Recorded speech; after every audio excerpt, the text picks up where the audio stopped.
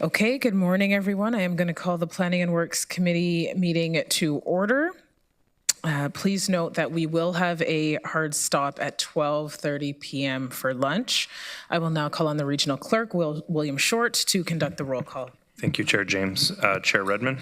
Present. Councillor Craig. Present. Councillor Deutschmann. Councillor Erb. Present. Councillor Foxton. Present. Councillor Harris. Councillor Hunick. Present. Chair James.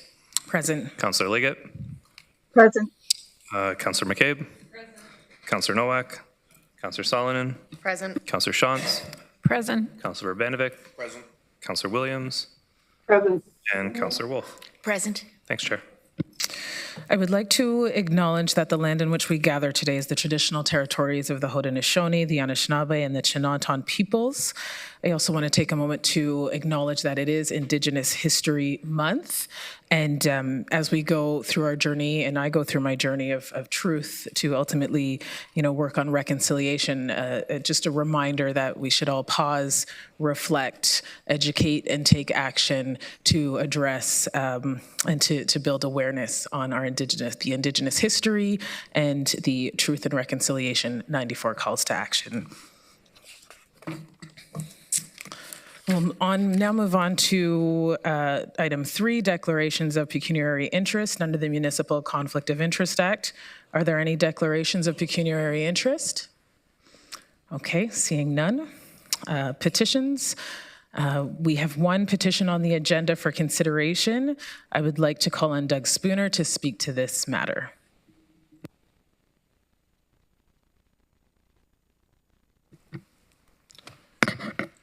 Through you, Chair, just to clarify, this is the petition?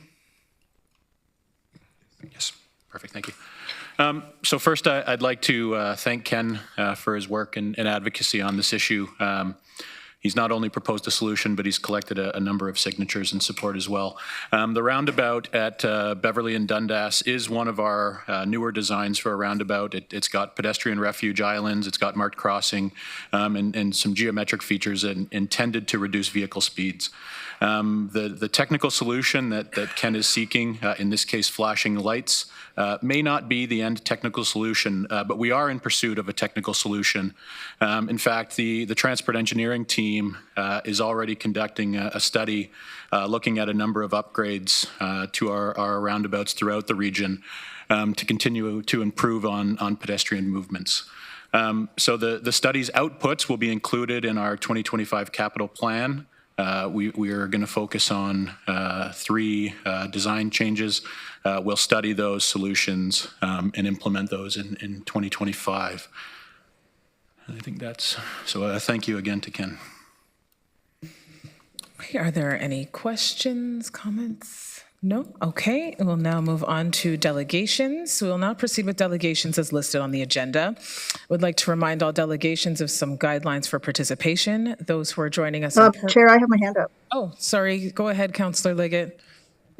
Thank you, Madam Chair. I hear what Mr. Spooner is saying, but this particular intersection, I think, roundabout needs to be seriously considered for the flashing lights that have been requested. It has the entrance to our park as well, right nearby. And it's also a major truck route through the city.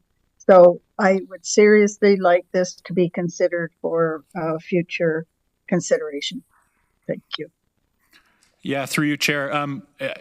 I think I'm happy, Councillor Liggett, to look at a number of solutions. Flashing lights may be the solution here.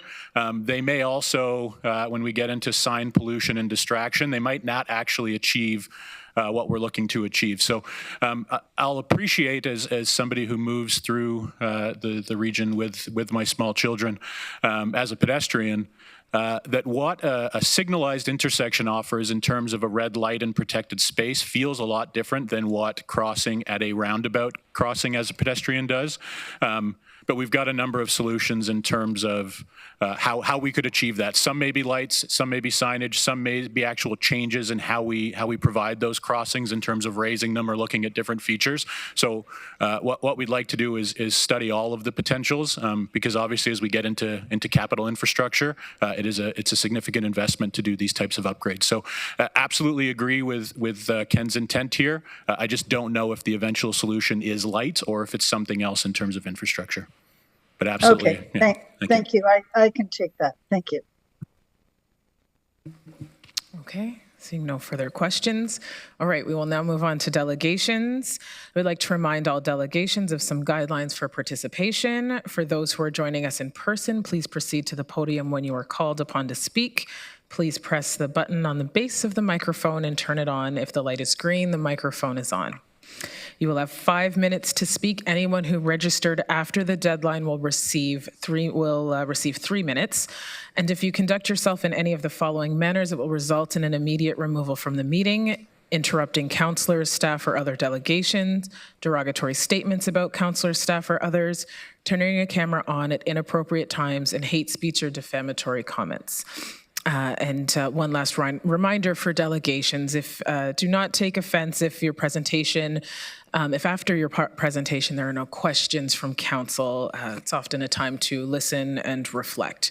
That being said, I would like to call Lindsay Markle to the podium, and you have 5 minutes.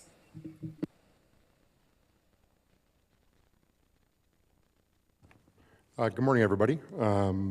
Thank you for giving me the opportunity to speak today. My name is Lindsay Markle, and I live in Michelle Court, basically behind the intersection at West Forest Trail and Iron Needles. Basically, why I'm here today is to talk about concerns that the 5 neighbors and I have with the noise study that was completed by the region after the road construction, or what we'll call the Highland Road improvements that were completed this year. So basically, some of the concerns that we have, and my neighbors weren't able to make it today, so I'm kind of speaking on their behalf. So not all these concerns are mine, but they represent our 5 neighbors. So basically, the concerns / comments that I'd like to make is that our houses were built in 1996. One of the biggest disappointments that I find is that with the noise study, that the houses are built, they're already there. Why isn't field tests completed prior to construction as far as noise is done? We rely on computer programs for this, which I'm not sure why that happens when the houses are there. They're not hypothetical. The second one is speeds in excess of 60 kilometers per hour. We can all appreciate the comments about the roundabouts, et cetera, especially down Iron Needles, Highland, Herb, et cetera. Even though the posted speed limit is 60 kilometers an hour, 60 kilometers is only captured in the study, nothing more, nothing less. Driving the road this morning, taking my daughter to school, I drive in excess of 60 kilometers an hour. So I can appreciate the study, but does it truly reflect what's actually happening?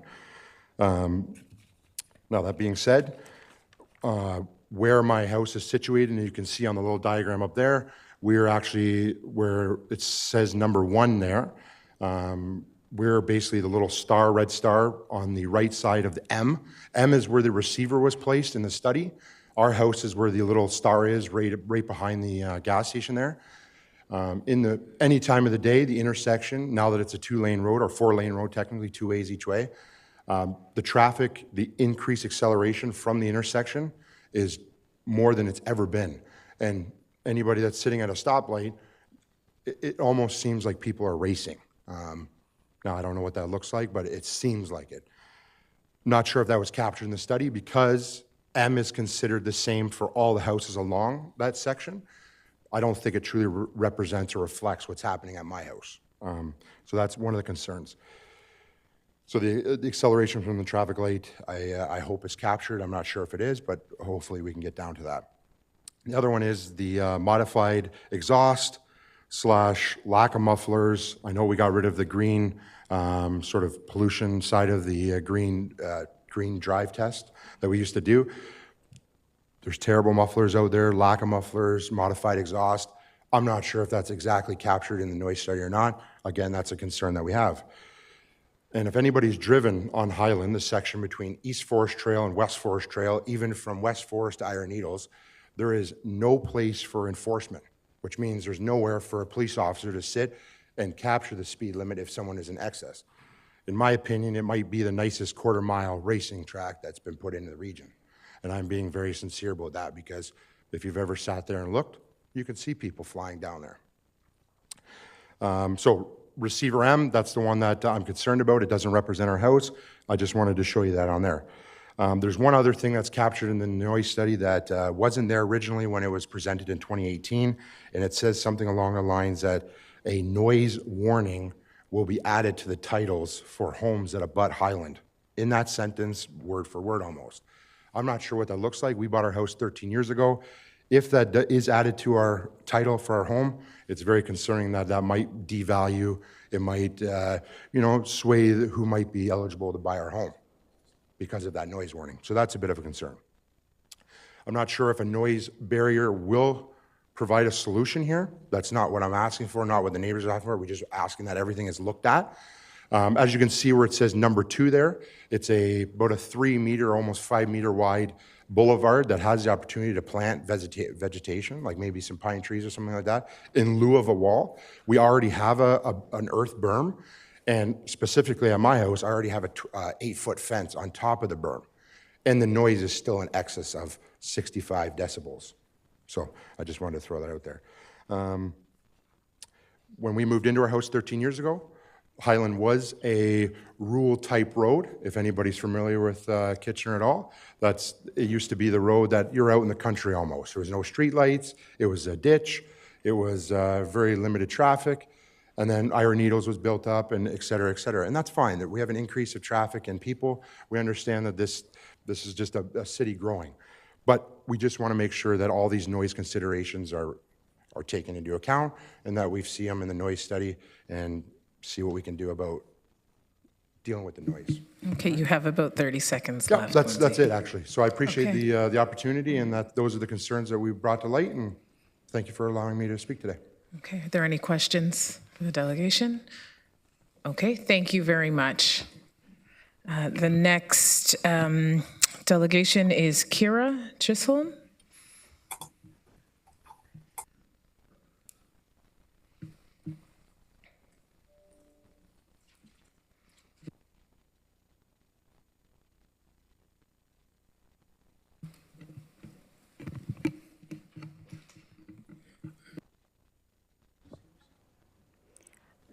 All right. Good afternoon. My name is Kira, the Plan Manager for the Climate Action WR program, presenting today with Tova Davidson, Executive Director of Sustainable Waterloo Region.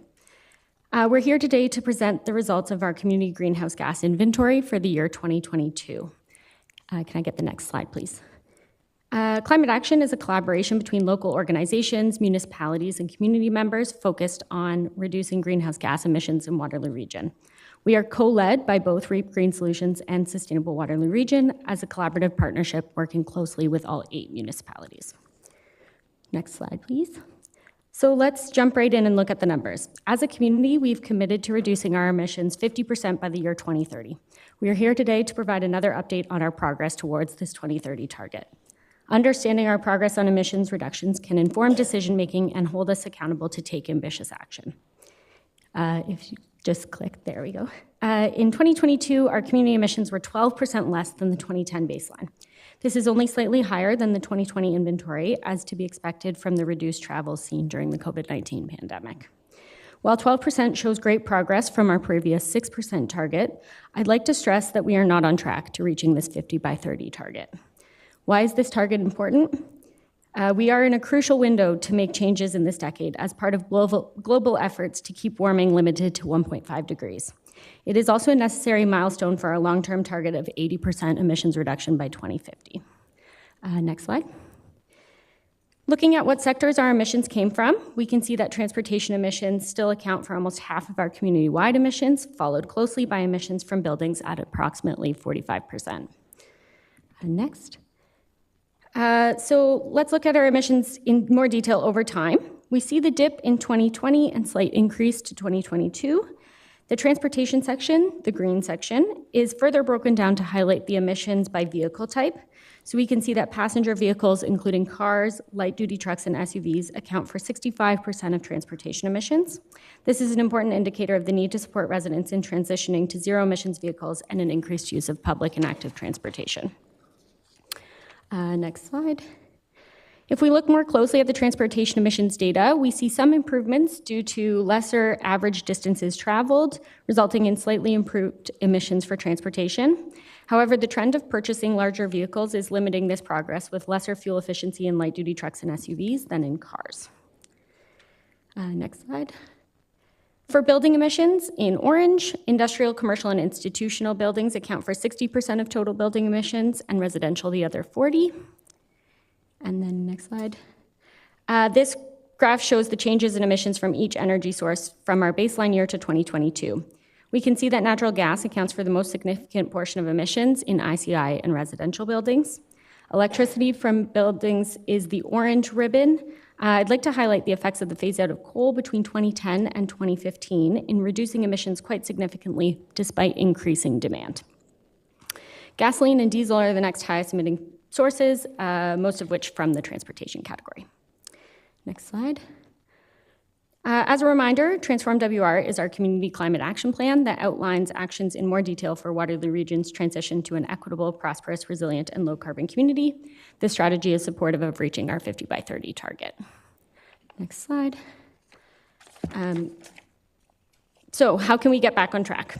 Firstly, reducing emissions requires an all-hands-on-deck approach. Solutions are the responsibility of everybody, every elected official, every municipality, and every organization. We also need to engage residents to participate in climate solutions. From this inventory, it's clear that we need supportive policies, community programs, and incentives, as well as strong advocacy to upper levels of government to drive less, enabled by robust public transit and safe active transportation networks. This can be through the continued commitment to see the LRT Phase 2 to Cambridge, as well as future high-order transit projects, and expanded transit service to new developed communities. This investment must be paired with the increased adoption of zero-emissions vehicles for personal and fleet, as well as equipment. Next slide. Next slide. Thank you. To support accelerated emissions in buildings, we need supportive policies, community programs, and incentives, as well as strong advocacy to upper levels of government to use less energy by making improvements to building envelopes and using energy more efficiently. This can be through programs such as Retrofit WR and exploring similar initiatives that enable commercial buildings to decarbonize. The adoption of ambitious high-performance development standards, and the continued exploration of district energy and low-carbon thermal energy projects. Thank you so much for your time today to learn and understand our progress towards our community-wide emissions reductions and the need to accelerate action to get on track to meeting our long-term emissions reductions targets. Thank you, Kyra. Thank you, Tova. Any questions? Councillor McCabe. Thank you. Through you, Chair, thank you for the presentation and the information that you've provided. It's really helpful, although obviously not, it's very daunting as well. And clearly the message is that as much as we're doing, we all collectively need to continue to do more and much more. I'm just curious about, I didn't see anything in there, or if I know it was a quick presentation, but about green development standards particularly with the building, like the nonprofit and the private building sector. And then I was also curious about how, or if you're working with Inova and Grand River Energy as well to find, to address some of the energy, the emissions from energy sources. Just wondering if you could talk a bit about that. Thanks. Yeah, thank you. I believe Green Development Standards, Waterloo Region Community Energy is now calling them High Performance Development Standards. So absolutely supportive of that work being carried out by Waterloo Region Community Energy. That fits more within their mandate than that of climate action, but we work supportively and collaboratively with that team. And I would say similarly with Inova and Grandbridge for the Waterloo Region Community Energy Group. Okay, thank you. Councillor Shantz. Thank you, and thank you for the presentation. My question kind of stemmed from looking at the agriculture piece, but it sort of relates to all of it, I guess. My question is, when we look at those kinds of emissions, like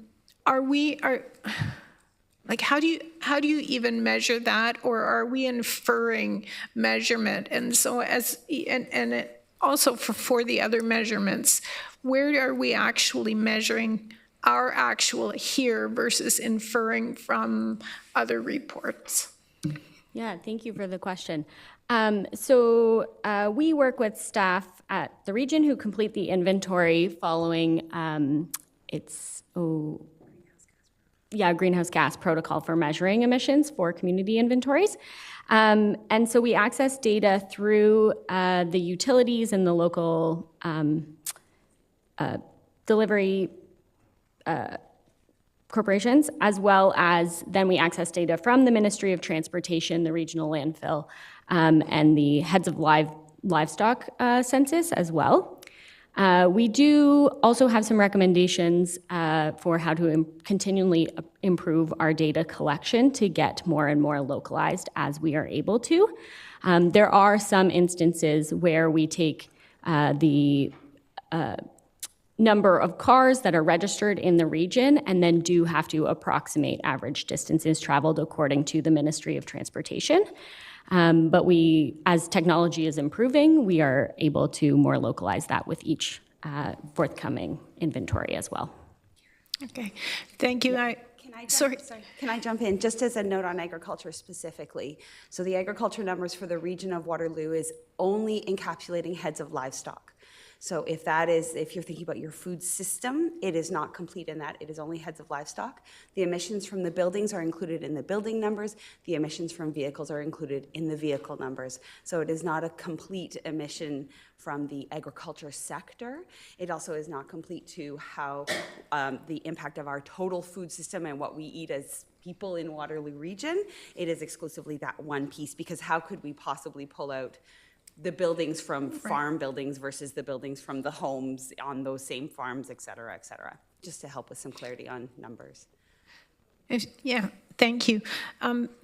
So I guess what I wonder is if, say in Waterloo region, we were to do some magic initiative that would change, let's use heads of cattle, so would change it here, that wouldn't necessarily be reflected in the numbers. Like, how do we measure what we're doing here in case we should be, ahead of the crowd? So in that specific example, the census does come down to localized data sets for the agricultural heads of livestock census. So we'd have to wait until those numbers are updated to see. In other instances, there is better real-time data that is coming forward, especially in that transportation section. And then paired with, we can see electric vehicle or zero emissions vehicles registration numbers, as well as ridership numbers for the GRT to be able to compare to the averages in Ontario to know how we're comparing. I will say 12% is roughly on track to Ontario's emissions reductions and Canada at large for that matter as well. So we're just roughly on par. Thank you. Councillor Salonen. Thank you. Just to follow up on the using livestock head counts as greenhouse gas emissions, how is that accounting for practices in which people are farming? Because obviously there are biodiverse practices where, in fact, cattle, for example, could be used for carbon sequestering. So I'm wondering on what premise and assumptions are you taking and making those calculations? Yeah, so that's one of the areas where there's lots of recommendations to improve the way that we do our greenhouse gas inventories as well, to be able to account for more of the land use change factors, as well as to be doing more agricultural surveys as well to understand even the manure management methods that we have. That's why it's a limited inventory. I think it's about 5% of our numbers that we report on is we're limited by the data that we can access. Okay, thank you. Councillor McCabe. Thank you. Through you, Chair. Just wondered if you could share your perspectives on what you see as both the greatest risks and challenges going forward, and also the greatest opportunities for carbon reduction or emissions reduction. Yeah, thank you for the opportunity. I would say it's difficult to be on track. We operate really within larger carbon intensive systems, and that are not designed to be climate aligned. So we need to be incredibly ambitious and persistent to be on track. It is, as I mentioned, sort of an all hands on deck crisis, and so the calls to action.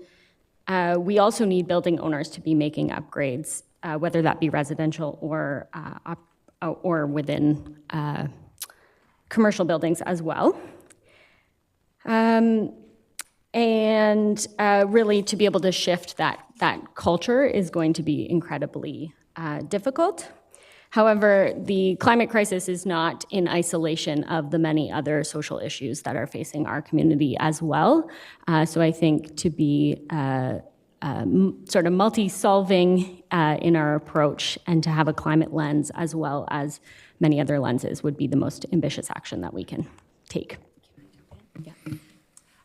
Just to jump in on that one too, when you look at the data, where the primary sources of emissions come from is transportation, of course, and we're seeing a major shift in vehicles and which vehicles are being purchased. Moving to electric is going to make a big difference. And as a note in the data, electric vehicle energy sources come from the homes, so you won't necessarily see it in transportation because we are charging our vehicles at buildings. So the electricity that's going into the building, into the car, is in the building emission data, kind of a funny little data challenge. So continuing that move to both personal vehicles towards electrification, as well as considering light and medium duty fleets. So when we're looking at what are the things that the municipalities are using, companies are using, et cetera, looking at fleets. The other thing we can be thinking about is transition in buildings to things like heat pumps, et cetera. And you'd asked earlier about work with the high performance building standards and the utilities. Climate Action is actually supporting some of that work by doing a community feedback on those high performance building standards. SWR is doing one as well in partnership with the Grand Valley Construction Association later this month to be speaking to those industries about how do we collaboratively move forward towards that. And then we're also looking at a way that we can have a program to support the development industry, developers, engineers, architects, builders, all of that sort of thing, to help them to be ready to meet the needs of these standards as well as what's coming with code. So when we think about all of those things, it's that intersection between capacity building, culture shifting, as Kira talked about, and also making sure that we are ready with our energy system. So working with Innova and Grand Bridge to be looking at those pieces, and some of that's reflected in the new governance structure that we're rolling out for Climate Action to bring those partners in, to be hearing those opportunities and the things, the challenges, so that the energy transition and the climate transition can happen smoothly together in partnership. Thank you very much to you both. I really appreciate the information. Thank you for that. There's no further questions, but Tova, Kira, thank you for coming in, and I'm happy to hear about the collaboration. I was going to ask a question around that with some of the energy producers and the work that you were doing. So thank you. Next, we have Kai Reamer-Watts, who's joining us virtually and has 3 minutes.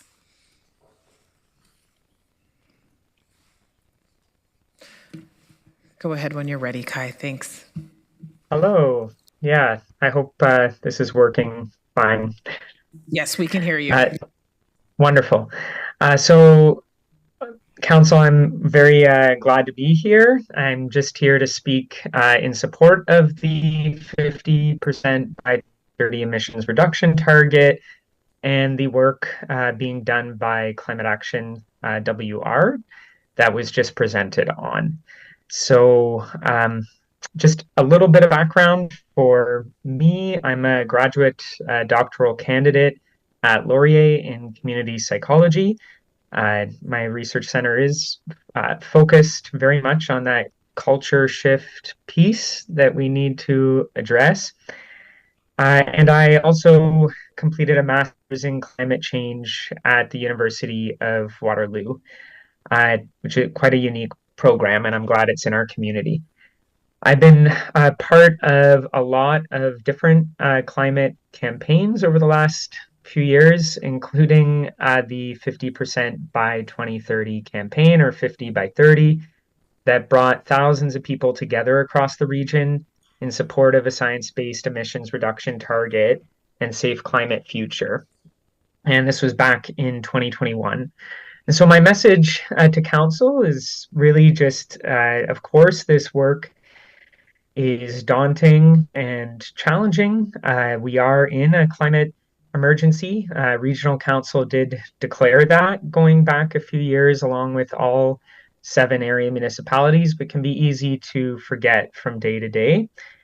We're seeing record-breaking temperatures. Wildfire seasons are starting far too early in Canada. But the bottom line is that there is public will for action. So I just want to extend appreciation for the work that is being done by council, by other organizations as well. There were thousands of people involved in the 50 by 30 campaign, which helped to set our near-term target aligned with climate science. So my hope is simply that we can continue to take that target seriously, and prove that we can do what it takes with our mettle, and really bring what we can to meeting that in partnership across the region. I think I have 30 seconds here. 24, you're good. 24, thank you. So I do want to underscore the ability to get off of natural gas. I believe that Kitchener owns our natural gas utility. There are things that we can be doing outlined in the Transform WR report, and I just wish that we would be moving with a lot more ambition. So thank you very much. Thank you, Kai. I see no questions from council. Thanks for registering and delegating. We have another delegation, Brandon Gore, I believe. If you are online, you have 3 minutes. Okay, I'm just going to share my screen. Can you let me know if you can see this? Yes, we can. Thank you. Okay, perfect. Yeah, so thank you, council. My name is Brandon Gore. I've actually been to this planning session 3 times on this topic, once in 2021, 2022, and this year here as well. Our main focus here is we've looked at the original noise study that was presented for the Highland Road expansion. And the original ESR stated that the noise levels here on our properties or at our property lines are going to be about 48.2 decibels. You can see that in the report here. But when we were on site there, we were actually observing this. It was much louder than the 48.2 decibels. And in our actually outdoor living area, it wasn't even assessed in the original ESR. And so because, of course, as you can see, the sound levels will decrease as it gets further away from the source. That's okay, because it's the property line, it's much less than the 48.2. However, we asked the region at this time to have some field data recorded so that we can observe what's actually happening, not the theoretical values, which they denied or refused that we should do, and they just said we can update the Sampson model for you. So based on that, they provide us with a Sampson model, and it shows now that they're out assessing our outdoor living areas, and it's at 58 and 59 or 60 decibels at our outdoor living areas, when originally it wasn't even assessed. It was less than 48 decibels. And when we look at the property line, the region didn't actually assess that as part of their update. So you can't really compare apples to apples on the original ESR. So we did an approximation that is approximately 65 decibels at that location, which is substantial. It's 17 decibels increased at that location. So we presented this to Region Council in the meeting in May of 2022, and we said, hey, we need an answer to why this is such an increased noise level. And out of that meeting, there was supposed to be 2 action items that would come. Council or staff, were supposed to have a meeting with the residents and they're also supposed to come on site and observe the noise being projected onto our properties, and honestly have a more honest discussion about what was to be included in that Stamson model. Brandon, sorry to interrupt, just so you know, you have about 40 seconds left, okay? Okay, thank you. So our meeting with the residents did happen, but no one has come to our properties yet to actually observe the actual noise. So based on the theoretical and actual, the region did say that, yes, there was an error in the Stamson model, and they would do the best that they could to determine what the cause of that effort or that error was. Recently presented with our updated model, and in that discussion, in that report, there's been no update on what was the cause of that significant error. We don't know what the reasonable explanation is to demonstrate why there's been such a major change. And to be quite honest, we don't know if it actually meets or exceeds the 5 decibels as per the region's noise policy.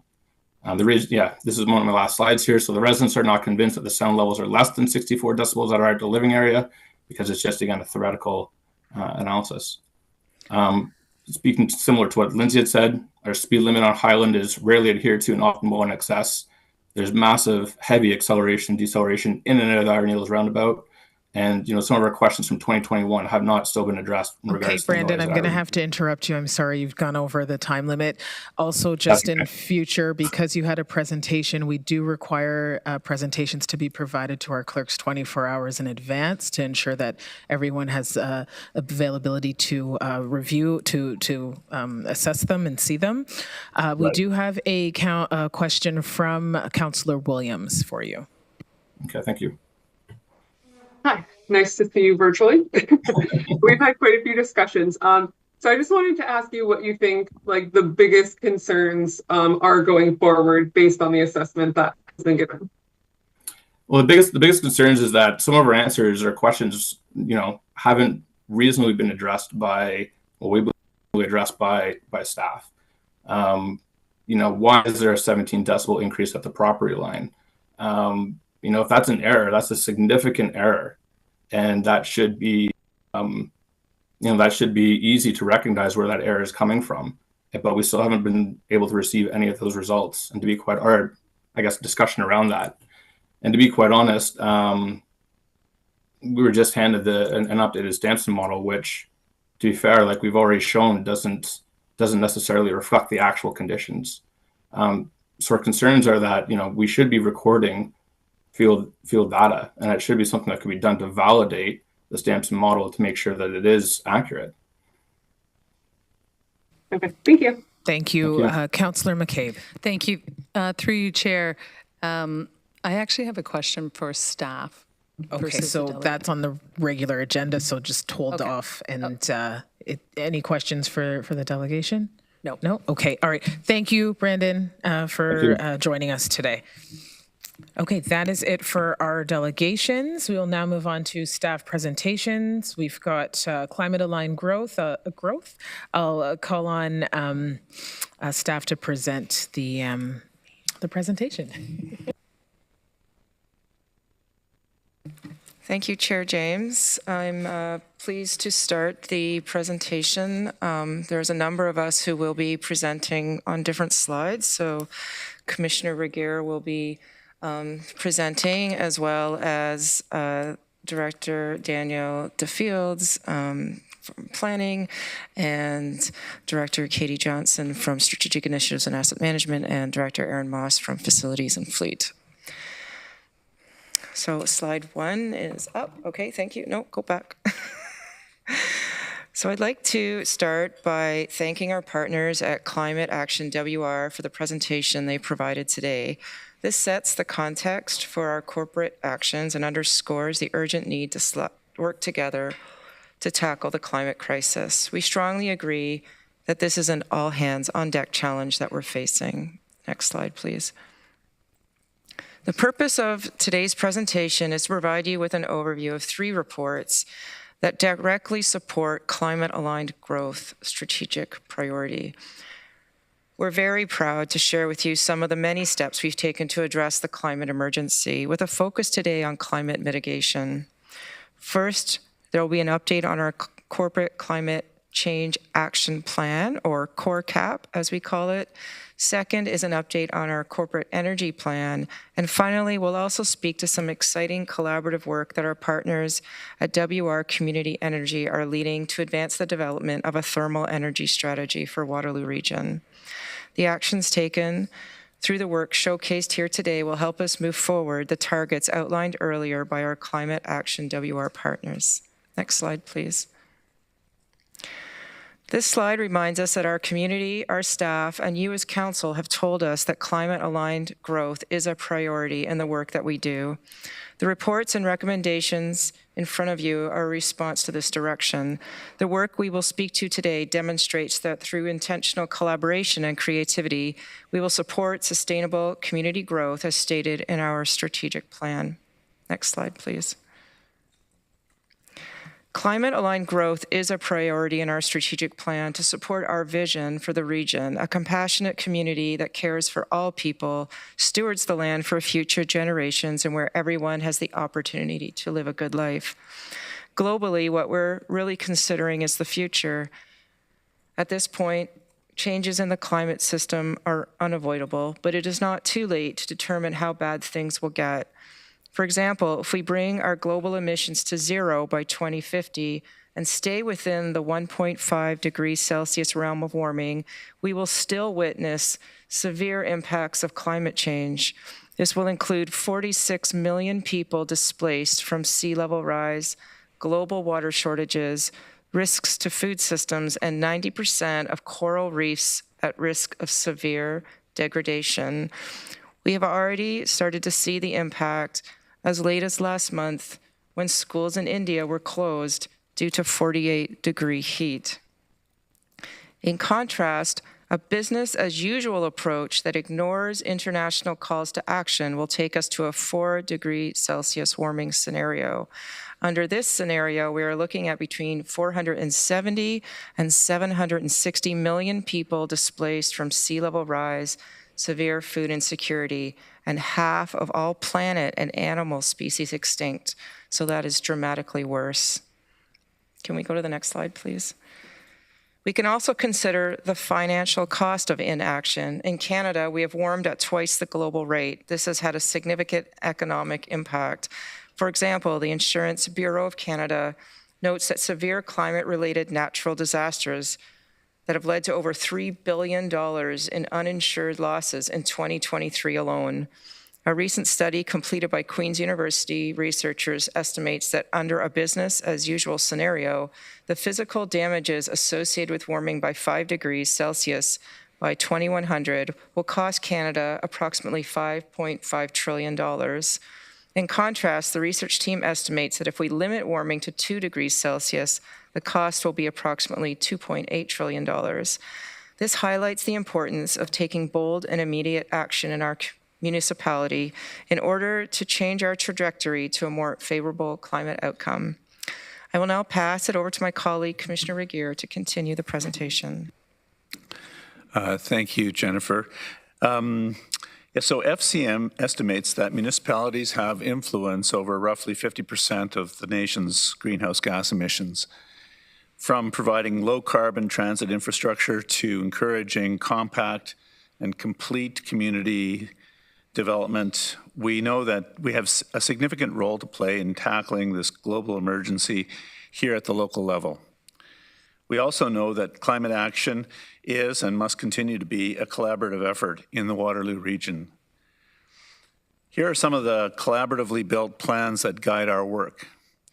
First is Transform WR, as highlighted earlier by the Climate Action WR team. We're also partnering with the implementation of the Community Energy Investment Strategy by WR Community Energy, and we're a lead partner in the implementation of our Community Climate Adaptation Plan, which outlines actions that we can take to be prepared for warmer, wetter, and wilder weather conditions that we are already experiencing. As we work with our municipal and community partners to advance these strategies and action plans, we are motivated by the experiences of people in our community who are now facing serious health hazards associated with climate change, including poor air quality caused by wildfires, unsafe indoor air temperatures during extreme heat events, and exposure to vector-borne diseases such as West Nile virus and Lyme disease. Next slide, please. Here you can see our areas of focus for climate-aligned growth in 2024. In this presentation, we will speak to, first, the Corporate Climate Action Plan, second, our Corporate Energy Plan, and third, the preliminary work of our partners at WR Community Energy in advancing the community energy investment strategy. The reports in your package dig deeper into each item in this presentation by outlining how we are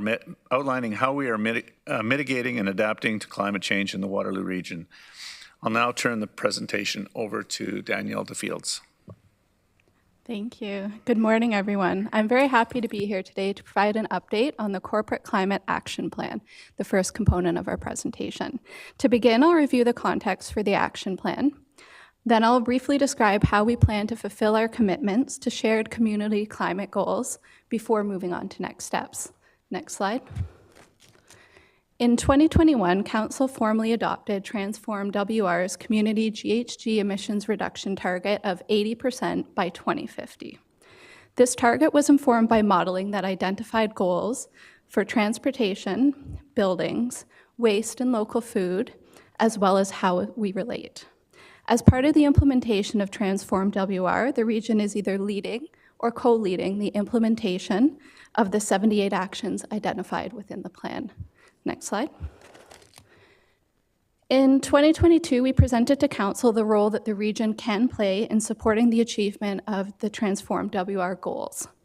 I'd like to highlight the 3 areas that were identified, which the region was identified as having particular influence on community goals. First, the region can lead the community modal shift necessary to reduce transportation emissions by investing in active transportation as well as transit infrastructure. Second, methane gas from landfills will continue to be our biggest source of corporate emissions. At present, the waste management team uses all available best practices and resources and solutions to capture and reuse methane produced from the breakdown of organics. So we will not likely see a change until new technology becomes available. So in acknowledgement of this, the fact was presented to Council in 2022 that all other corporate emissions must be eliminated if we are to do our part to achieve the community target. This means that by 2050, all region-owned fleet and transit vehicles will be converted to zero-emissions vehicles. All buildings will be designed and retrofitted to meet zero-emission standards, and lower carbon alternatives will be used for all energy-intensive processes, for example, water and wastewater treatment. I'll now speak to the work underway to achieve the broad framework for action outlined in 2022. Next slide. We're now developing a corporate climate action plan to identify corporate actions needed to achieve our shared mitigation goals. This plan will include long-term corporate climate change goals within the vision of 2050 and present a 5-year work plan outlining actions to be undertaken to 2030. We will then update the plan every 5 years. Following this direction established in 2022, we're using a net zero emissions target to inform our decarbonization pathway modeling for all service areas, with the exception of waste management. We are designing this to align with the corporate strategic plan and complement the corporate energy plan, which my colleague Erin will speak to shortly. Next slide. So you're now familiar with the concept of net zero and understand the value of working towards this as our corporate goal. I'd like to quickly describe how carbon offsets can be used to support our efforts to reach the goal. We can think of the concept of net zero like a set of scales. Producing greenhouse gas emissions tips the scales, and we want to bring those scales back into balance, which means we need to find ways to increase the amount that is removed from the atmosphere to prevent emissions elsewhere in the system. This is where offsets can be used. A carbon offsetting strategy can identify how we compensate for or counteract the emissions that are released from regional operations, notably at our landfills. Staff are now exploring the development of a strategy that will ensure that offsets are high quality, locally based, and directly support community goals. Next slide. Our next steps for the project, the Corporate Climate Action Plan, will be to complete the modeling that can inform our approach to reaching a corporate net zero target. We will engage with staff across all departments throughout the summer to finalize the draft actions and seek approval from Council on the draft actions in the fall. We will then aim to finalize the plan at the end of 2024 and launch implementation in 2025.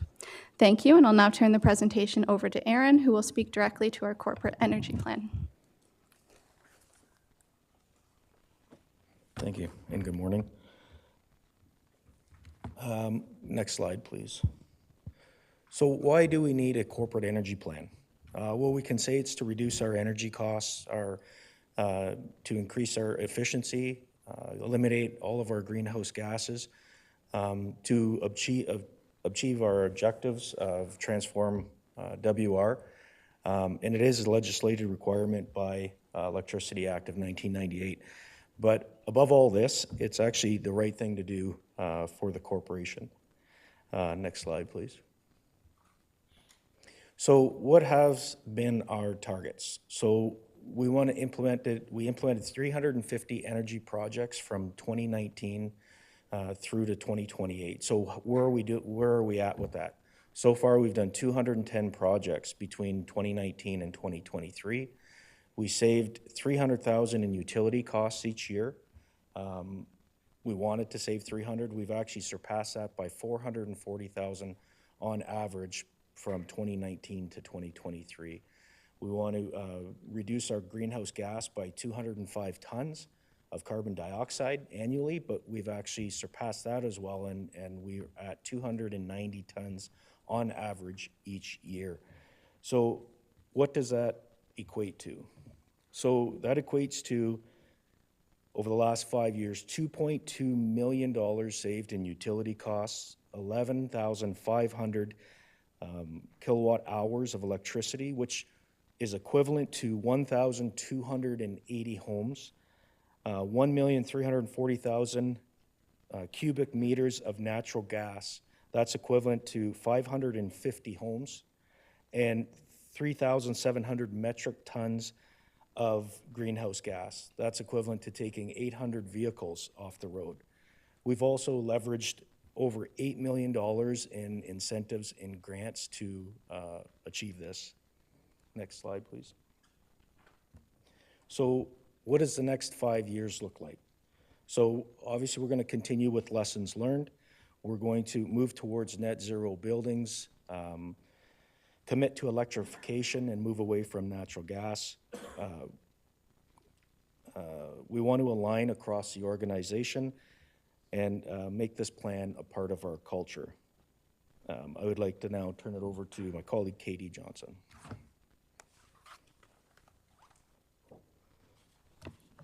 Good morning. Good morning.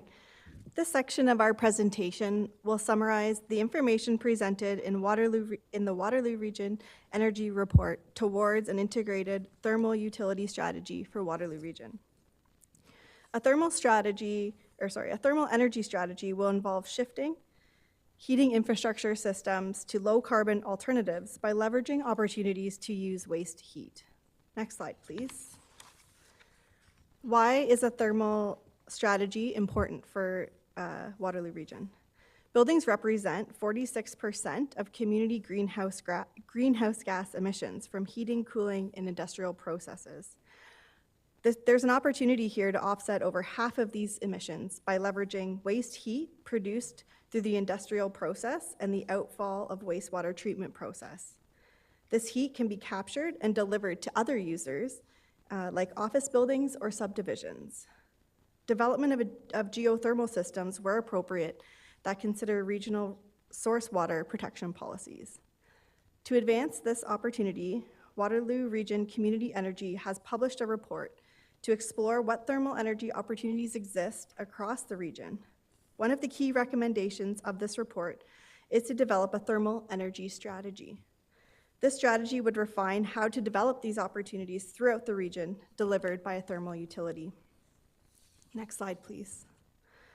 What is the regional role in a thermal utility?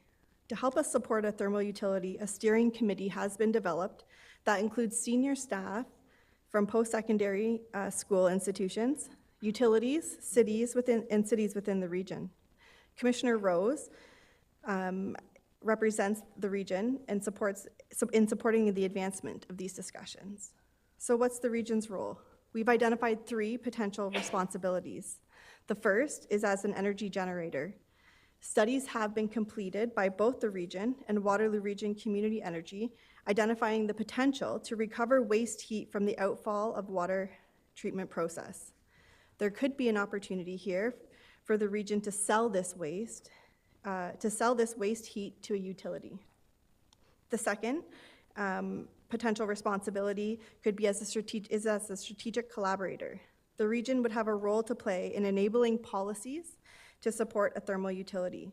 An example is to integrate thermal energy opportunities into our long-term strategic planning work. The third is as a customer. To advance regional corporate decarbonization goals, there could be opportunities to connect regional buildings to a thermal utility as a low-carbon energy source. Next slide, please. So what are the next steps? Develop a business case. This will be led by the steering committee and will aim to better understand the potential for a thermal utility and answer important legal questions like ownership. Establish a thermal utility based on the outcomes of the business case. And if the business case is favorable, we will move towards formally establishing a thermal utility. This entity would be responsible to undertake stakeholder engagement and further refine business cases and designs to advance opportunities. Before doing so, we will report back to Council with a proposed direction. And finally, create a policy framework. This would involve the development of enabling policies, reference opportunities in long-term strategic plans, and develop standards and guidelines. Next slide, please. As we continue to work with community and other levels of government, the region of Waterloo can continue to mitigate and adapt to the impact of climate change with resilience, innovation, and collaboration. Thank you for the opportunity to share these areas of work in supporting our climate-aligned growth priority. Our team is here and available to take any questions that you might have. Thank you. Thank you all for your part in the presentation. It's good to see that collaborative approach to the presentation. I do have a question from Councillor Verbanovic. Well, thank you very much. And not so much a question as a comment, and it's really to just thank staff for the 3 updates and the really great work that they've been doing in this space. This is something that obviously is a priority for us as a country, a priority for us as a region in terms of the region and the 7 area municipalities. I think it's important that we get these kinds of updates so council stays on top of what's happening, but also the work that we're going to need to do and the heavy lifting we're going to need to do if we're going to meet our Paris agreements. I know municipalities were an important part of helping ensure that the countries of the world actually signed on to the Paris Accord. The mayor of Paris actually hosted a meeting in the final days and used 1,000 mayors to help really sort of push countries that were reluctant to sign to actually get on board. And I think now that we have it, we're going to need to make sure that all orders of government continue to prioritize this in the future. Thank you. Councillor Erb. Thank you, Chair James, and thanks for the report and thanks for the work that's being done, particularly the initiatives here in the region. There was a couple slides that showed some net savings, I think 300,000, 400,000.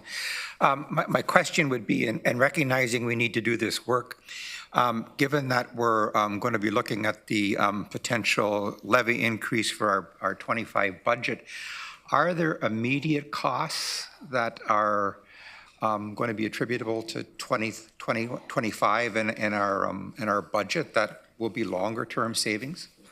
So are there any costs early on or upfront? Commissioner Rose will respond.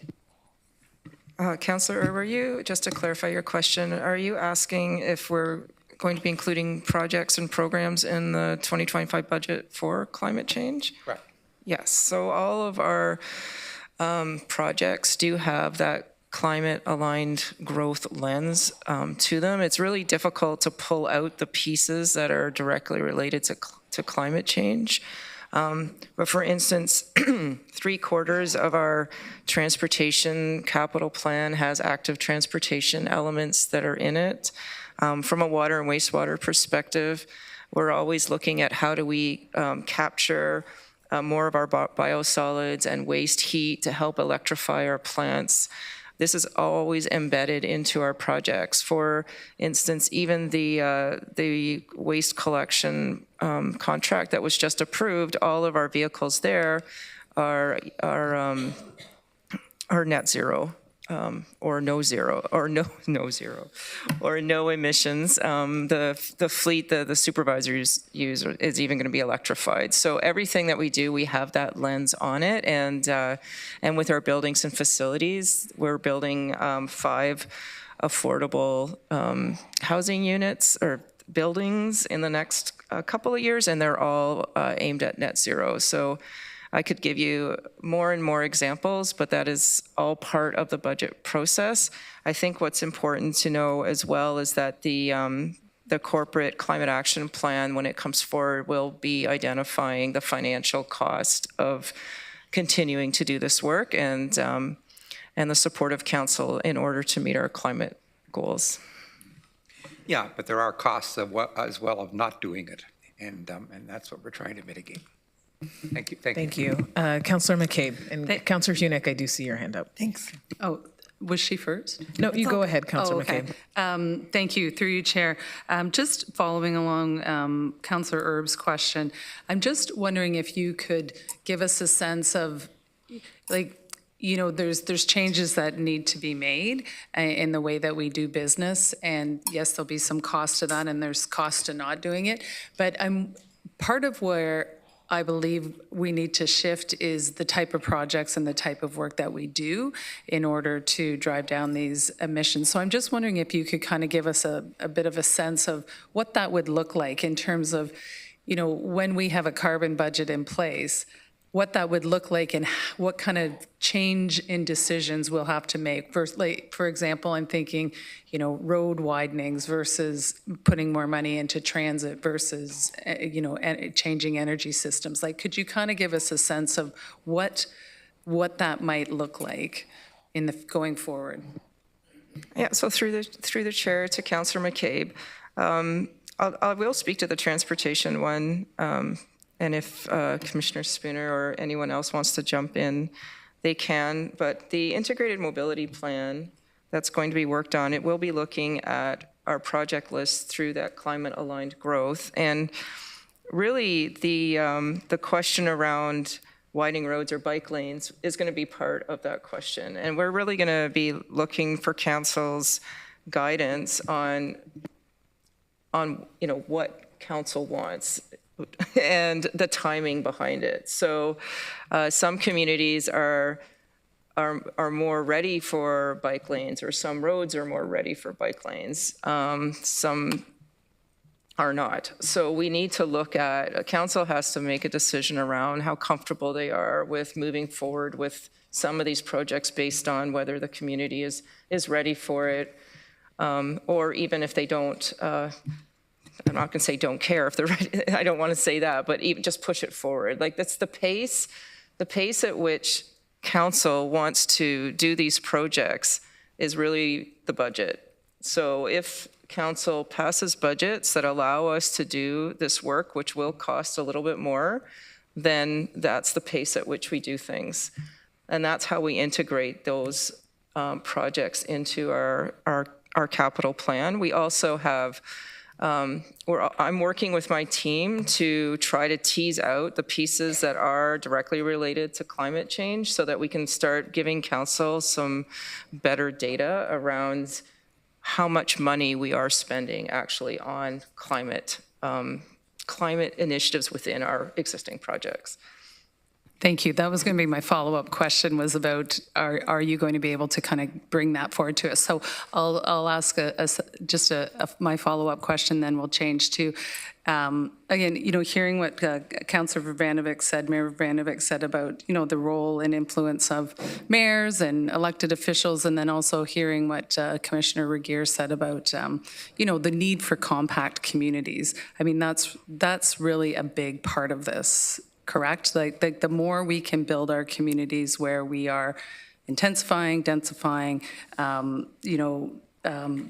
building sort of in and up, that is actually going to have a quicker way for us to drive down carbon emissions than I would say nearly anything else. That will save us money in terms of like expending money to expand infrastructure, roads, sewers, pumping stations, whatever, correct? If I could ask Commissioner Greer to answer that. Yeah, thank you, Commissioner Rose. Yes, certainly, through Chair James, the build form, the structure of the urban system has an enormous impact on our energy budgets. The way that we commute to work, the distance of that commute, the way that we organize our communities, the type of housing that we live in affects the energy that we need to live our daily lives, but also the affordability of those daily lives. Remember that when we remove energy out of the need for energy, we also make our lives more affordable. So I think that the development of a compact urban form where we have walkable neighborhoods and active transportation and convenience in commercial services is actually a win-win, where we can have vibrant communities, high quality of life, and reduced greenhouse gas emissions at the same time. Thank you. Councillor Hunick. Hi, Councillor James. I'm sorry that my scribe wasn't working and I didn't request my question at the right time.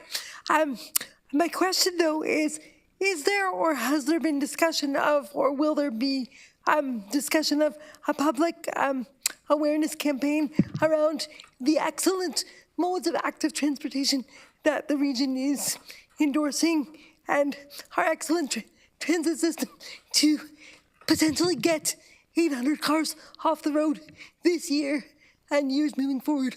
Because I think that is a very actually attainable goal that I'm excited about.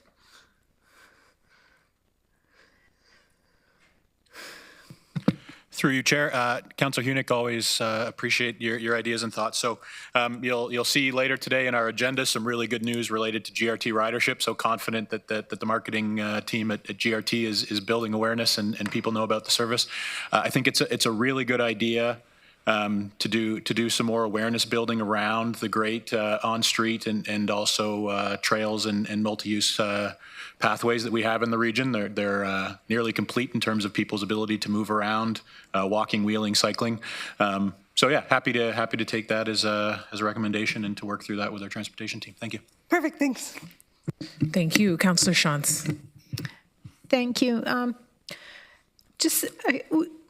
There was some discussion around new builds and how we manage new builds to make things more efficient going forward. Are we doing any work on retrofitting or installing solar panels on existing buildings or anything like that? Or are we working towards that at all? Yes, through the chair, to Councillor Shantz. I have my notes here. We've done an assessment of all of the available roofs that we can put solar panels on. So this is ongoing work by our facilities and fleet division. I don't know if Director Moss has more that he would like to add to that, to possibly have some more details. Through the chair, every project that comes up through renewal process, we look at replacing and making those buildings more efficient when each building comes up. So every time it's a natural progress of things now when we look at a building, we do that. Thank you, Chair Redmond.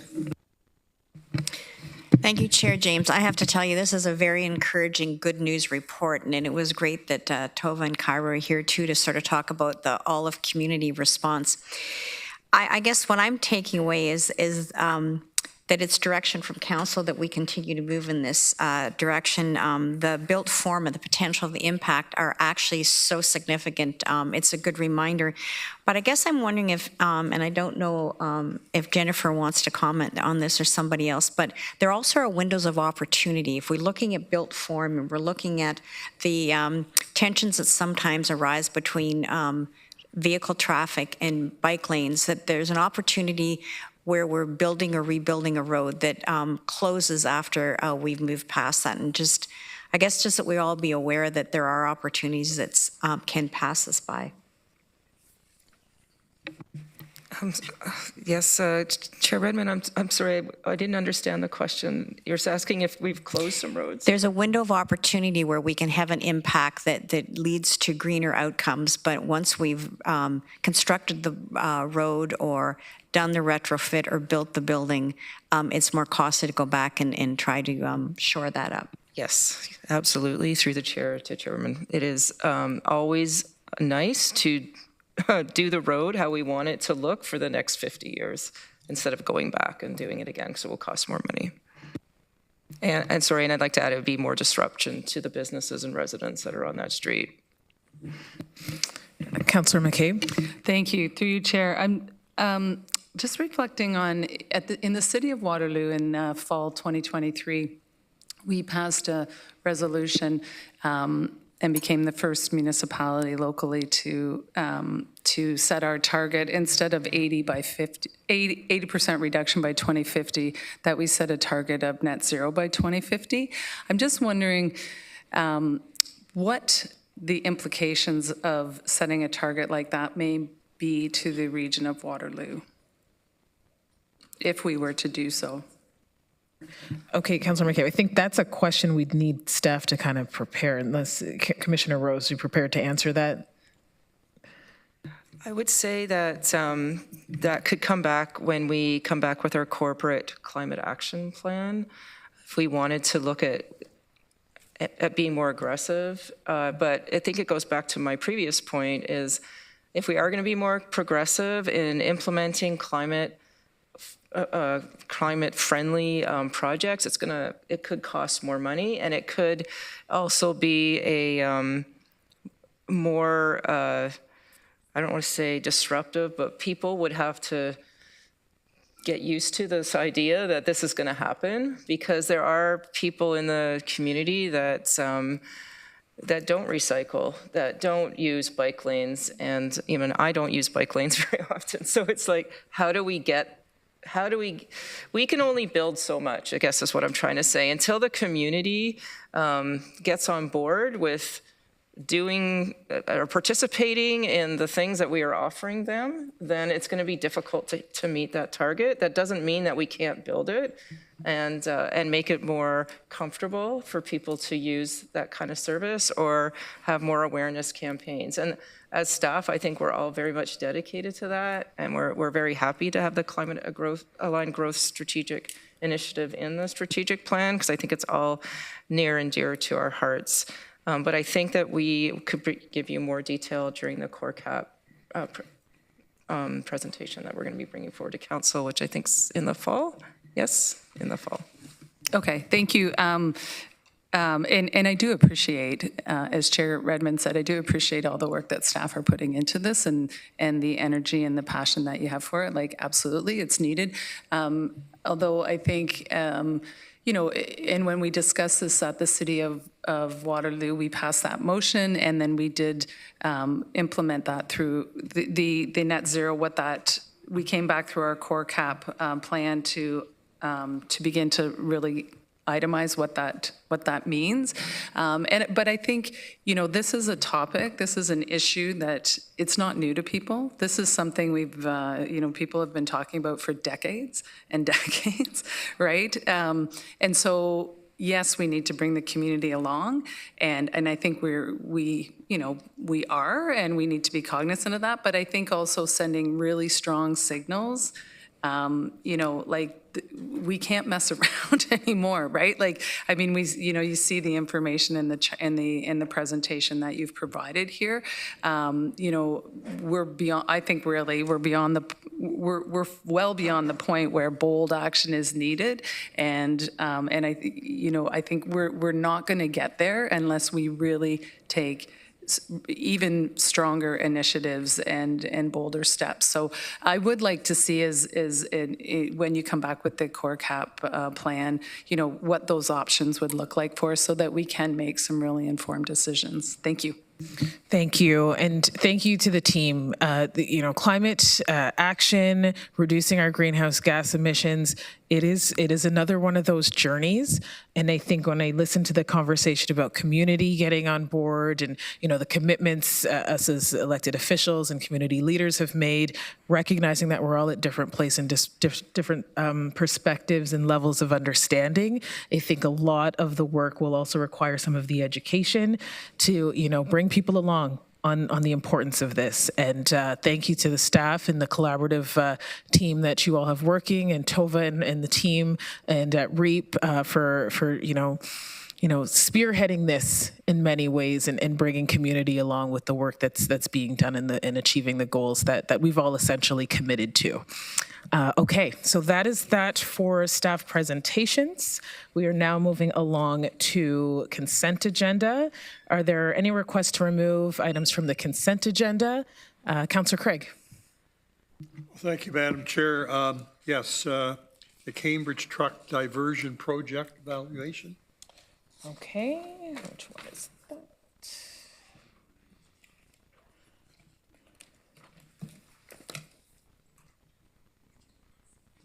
Fountain Street minimum. 7.2.7. Okay, thank you. All right, that is it. Okay, so I need a mover to move the agenda. Councillor Foxton, Councillor Wolf. We will pull 7.2.7. I need you all to vote when prompted for the consent agenda.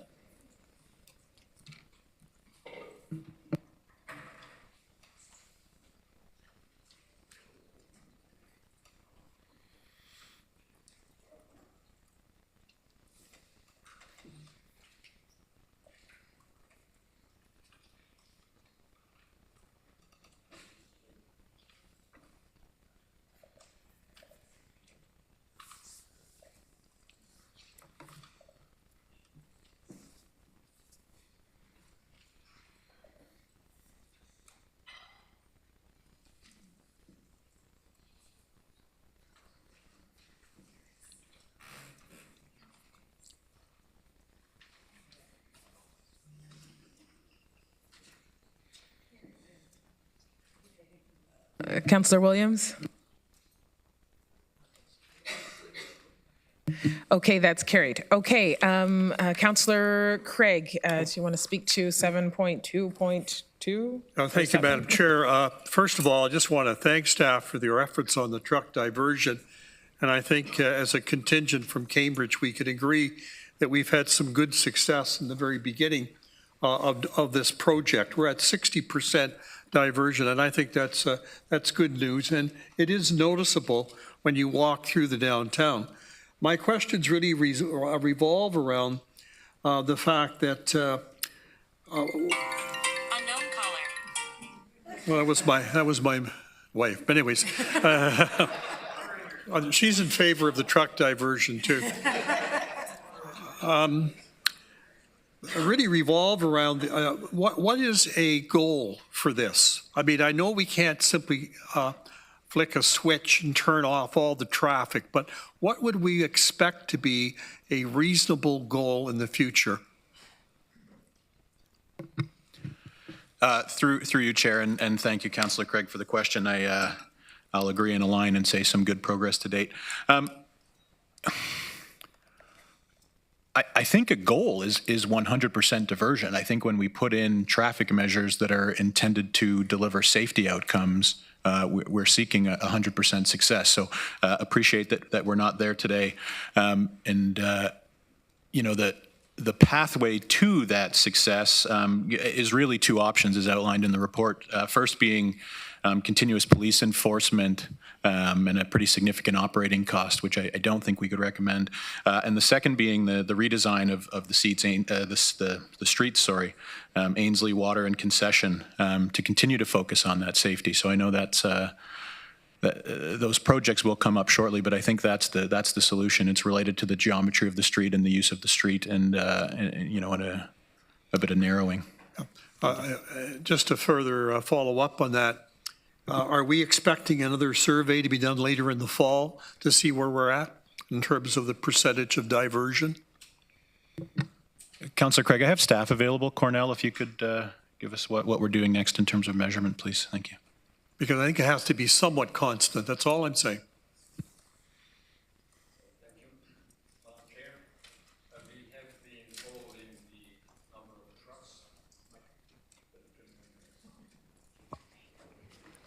Thank you, Madam Chair. We have been following the number of trucks continuously since the ban started. I mean, we can, or actually we are doing it. The report contains the last data from March because it takes some time to process it. We have some further data from May that is not in the report. And what I see is that the number of trucks has been leveling off. And I mean, the question is that whether, or what percentage of those trucks are doing deliveries and what percentage is violating the ban. But we have seen a leveling off of those numbers at the 60% reduction, which was our projection half a year ago. And just to answer your question, yes, we are we are looking at the numbers, and I mean, we can report back whenever it's required. Thank you, Madam Chair. Okay, Councillor Wolf. Through you, Madam Chair, I too would like to thank staff for their efforts on this. It took us a couple of decades to get this initiated, and I was going to point out for articulated trucks, which are the largest and the most concerning, it ranges between 72 and 82% reduction on depending on which of the three streets you're looking at, you know, which is excellent. And I agree that as this continues and people get used to the route, I think many of us drive by habit, so I think that will change. And we are anticipating construction on Ainsley and Water in the future, and I think that will further change people's use of those streets for getting from basically the 401 to our southern cities. Anyway, thank you. Thank you, Councillor Wolf. Councillor Liggett. Thank you, Madam Chair. There is one section that was left out of the truck ban, which was that section that I had asked to be included in it. And I see that Mr. Getsky and I have a meeting on the 18th to discuss that, but there has been an increase on that section, a massive increase of trucks in front of all the townhouse complex. So not all is good with the actual paths, and I'm hoping that we can decrease those trucks potentially with a change in that as well. Thank you. Okay, thank you. I need a mover and a seconder for this. Moved by Councillor Hunick, seconded by Councillor Wolf. You will all be prompted and e-scribed.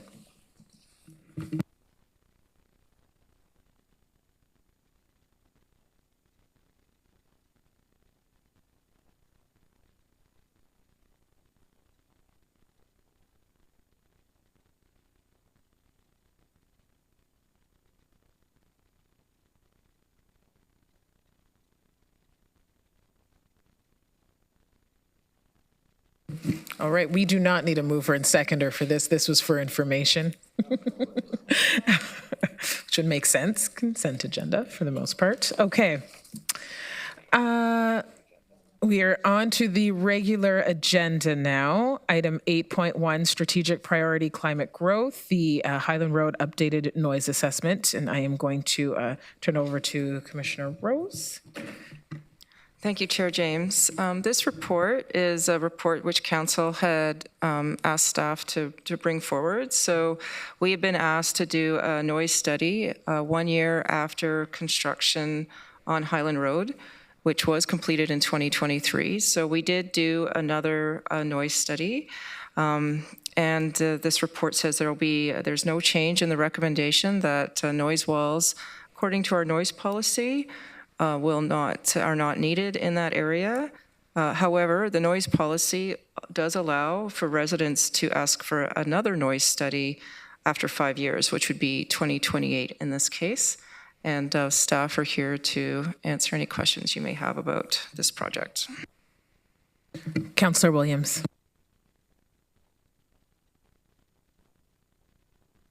Yes, thank you. Through you, Chair. I just wanted to flag a couple concerns that residents have been bringing to me regarding this study. And maybe you can provide some clarification because it's sort of a question in there. Some of this is just things. So I think one of the main concerns was just that there was kind of an inconsistency and a jump in the original reading. And then also the locations of where they were reading it from. First, it seemed like it was the property line and then it was well into their backyards.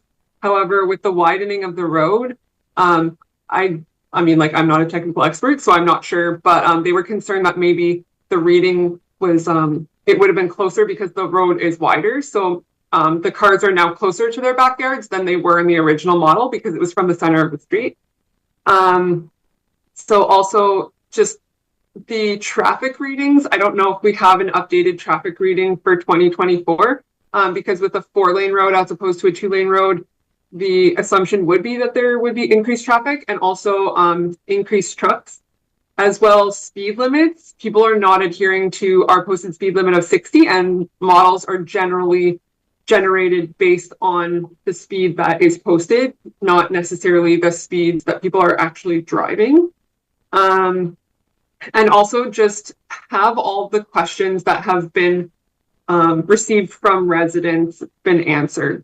So those are kind of just the things that are coming forward. I can repeat any of them if there's any that are unclear because I threw a whole lot of stuff at you. Thank you, Councillor Williams. You did throw a lot of stuff at us, and I will attempt to answer as best I can, although I do have my director here if I'm not able to answer some of your questions. So we do, the first study actually is no longer relevant. There were some errors in that report, and we did acknowledge that to the residents in the area. We did, and that study was done at the property line. The next 2 studies were measured at the outdoor living area. So we go to the area that we think will be the worst in order to put our monitoring equipment. The monitoring equipment looks at the average of the noise and not just peak times. I'm not sure. Did I answer? What were some of your questions? Sorry. Yeah, those were some of the major ones. So there were physical readings that were recorded in 2024? Yes. Like of the decibels in the people's backyards? Okay, so I think I'm going to have to ask my director, Frank Cosa, to come up and answer some of these questions. Okay,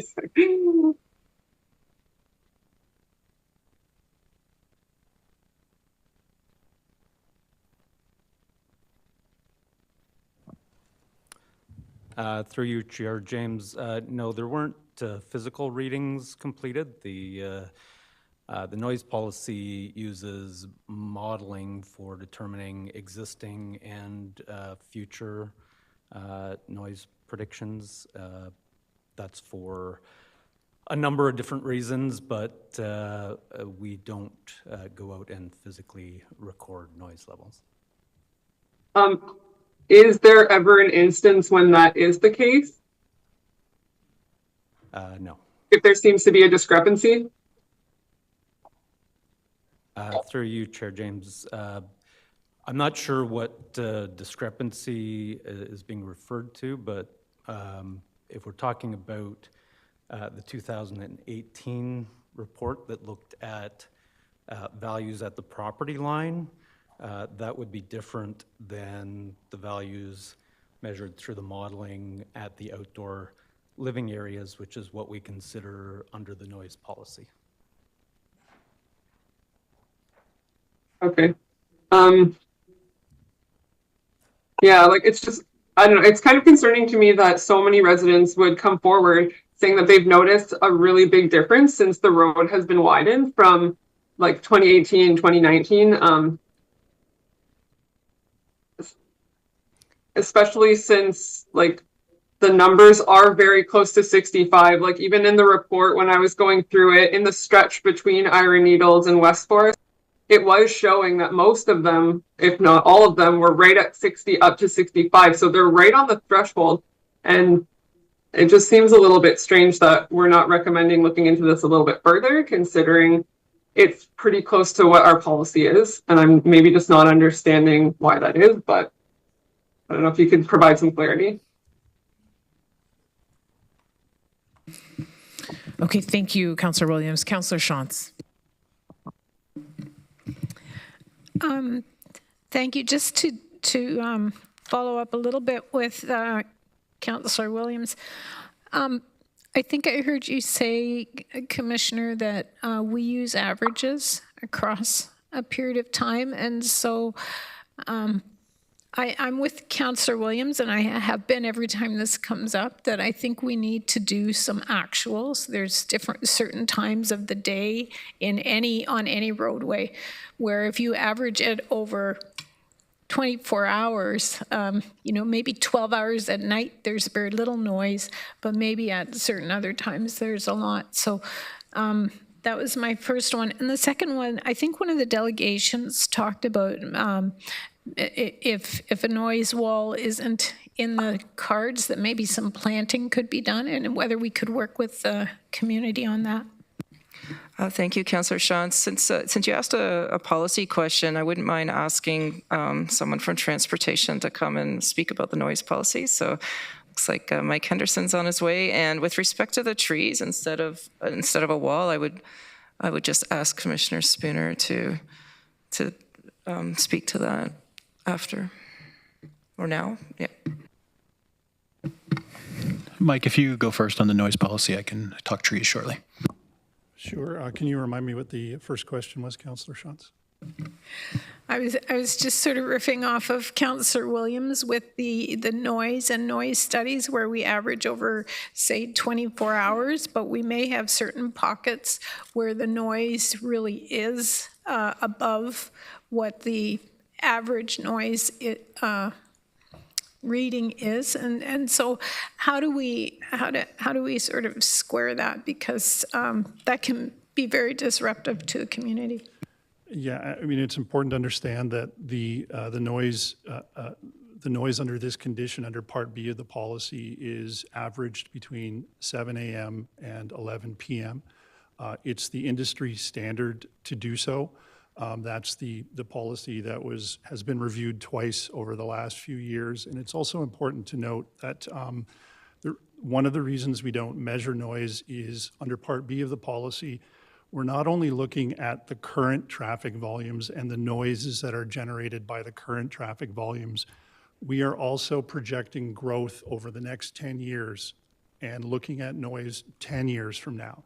So we're projecting the truck growth, we're projecting the actual average annual daily traffic growth. So it's impossible to measure noise that doesn't exist yet. So one of the reasons that we use the Stamson modeling, which is provincially approved, is that Stamson actually slightly over-predicts the noise.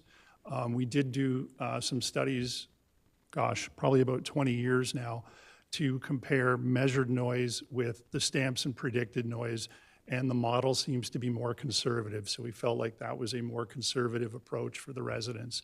Again, we've had these discussions at past council sessions, but it's important to note that under Part B of the policy, we're not looking at just the noise that the residents are experiencing now. We're also projecting that noise 10 years out into the future. So those higher numbers that you see are not occurring now on an average basis. And if I've heard some residents speak about peak noises, you could build the wall twice as high. They will not get rid of those noises of revving motorcycles, of engine brakes. We can't attenuate that noise. So I hope I've answered that part of the question. Yeah, and through you, Chair, in relation to the question of trees versus noise wall, I think it's obvious that they won't be as effective. They still could provide some mitigation, but not sure if it would be as substantial as required. Thank you. Thank you. Councillor Verbanovich. Thank you very much. And I guess I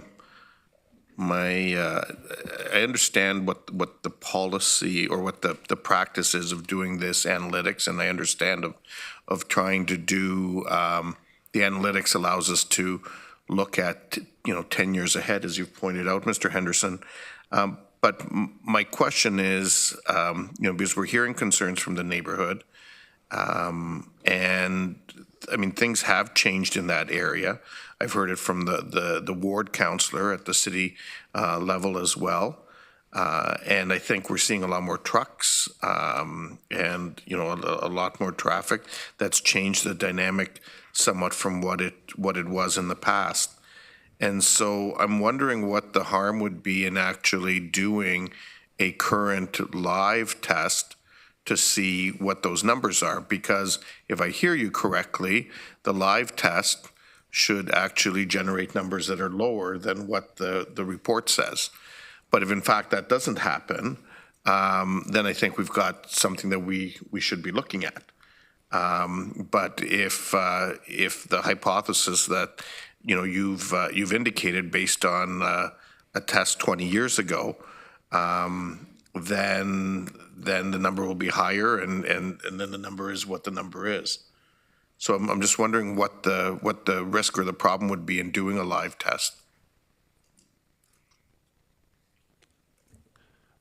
I don't suppose there's a risk, but that's not regional policy to approach it that way.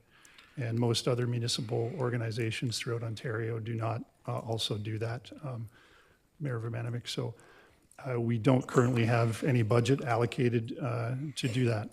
So do we still have noise monitoring equipment? We had portable noise monitoring equipment at the airport that we moved around when there were complaints. Do we still have that equipment?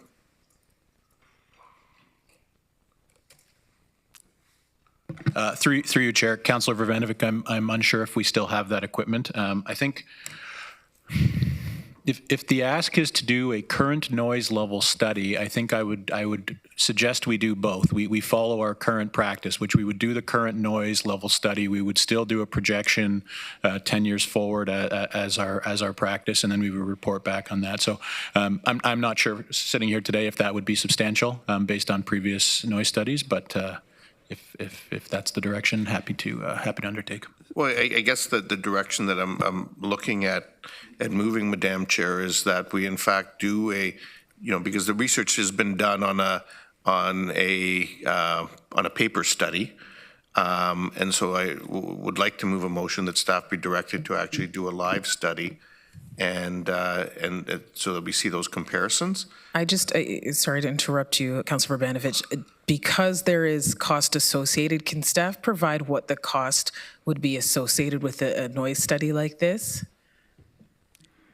Because we don't do them, I could not. I mean, I could definitely get back to council on that, but I would also add that there's a provision in the policy whereby the residents can request within the next 5 years, as Commissioner Rose has alluded to, an updated study to reflect any changes that may have happened over that 5-year period. But just as a note to council, it would take a doubling of traffic to equate to about a 3 decibel increase. So, I mean, again, the costs can come forward at council on the 19th. And staff in the meantime can also confirm whether or not we still have the equipment from the airport, because that certainly was, other than staff time to set it up, there would be little to no cost associated with that. Okay. So I'm prepared to move that if that's what you require, or simply. Okay, so just to repeat what the motion is that you're putting for. So the motion would be that we do a live noise assessment in the area in question, and staff report back with the information in comparison to the work that's already been done. I'm sure staff can fine tune that. I just want to make sure that the costs as well are associated with that. Is this more, if we had direction to staff to do this, or you want a motion on the floor for this? Well, is direction enough? Direction to come back by June 19th and have the information? Sure. With the cost and then Sure, the we'll take that, and then Okay. based on that being available in the agenda, we'll potentially bring a motion forward. Okay. All right, Councillor Salonen. Thank you, Councillor Urbanovic. Thank you. Many of my questions have been answered, as well as the motion, or I guess direction, that Councillor Urbanovic put forward. I'm curious, because we are all, of course, talking about a policy, which this council has the ability to change should we so find that it's needed.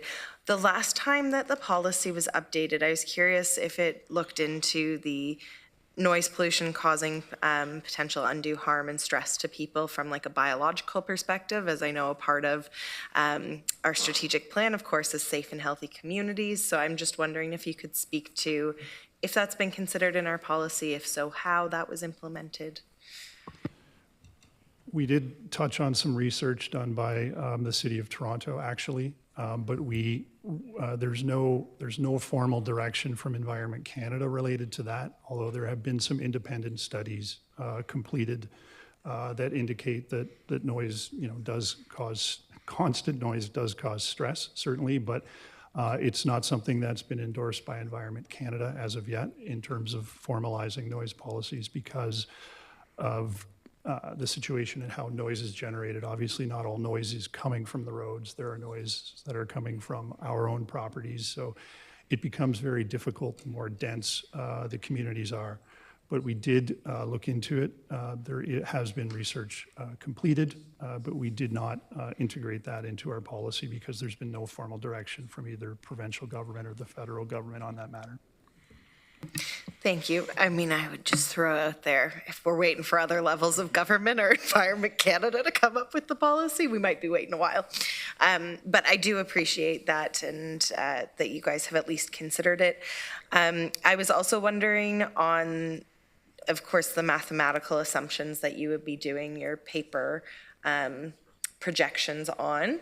What are the underlying assumptions when we're looking at noise? I mean, Councillor Wolf and I were briefly talking about with EVs becoming more popular, they're obviously more quiet. So how are those considered into, / what other assumptions are you making that may or may not turn out to be real and accurate? And I appreciate that mathematical projections obviously will have flaws to them that we can't. Yeah, I'm happy. Thank you for the question, Councillor. I'm happy to reshare the noise information session that I did, I think, last year with Council.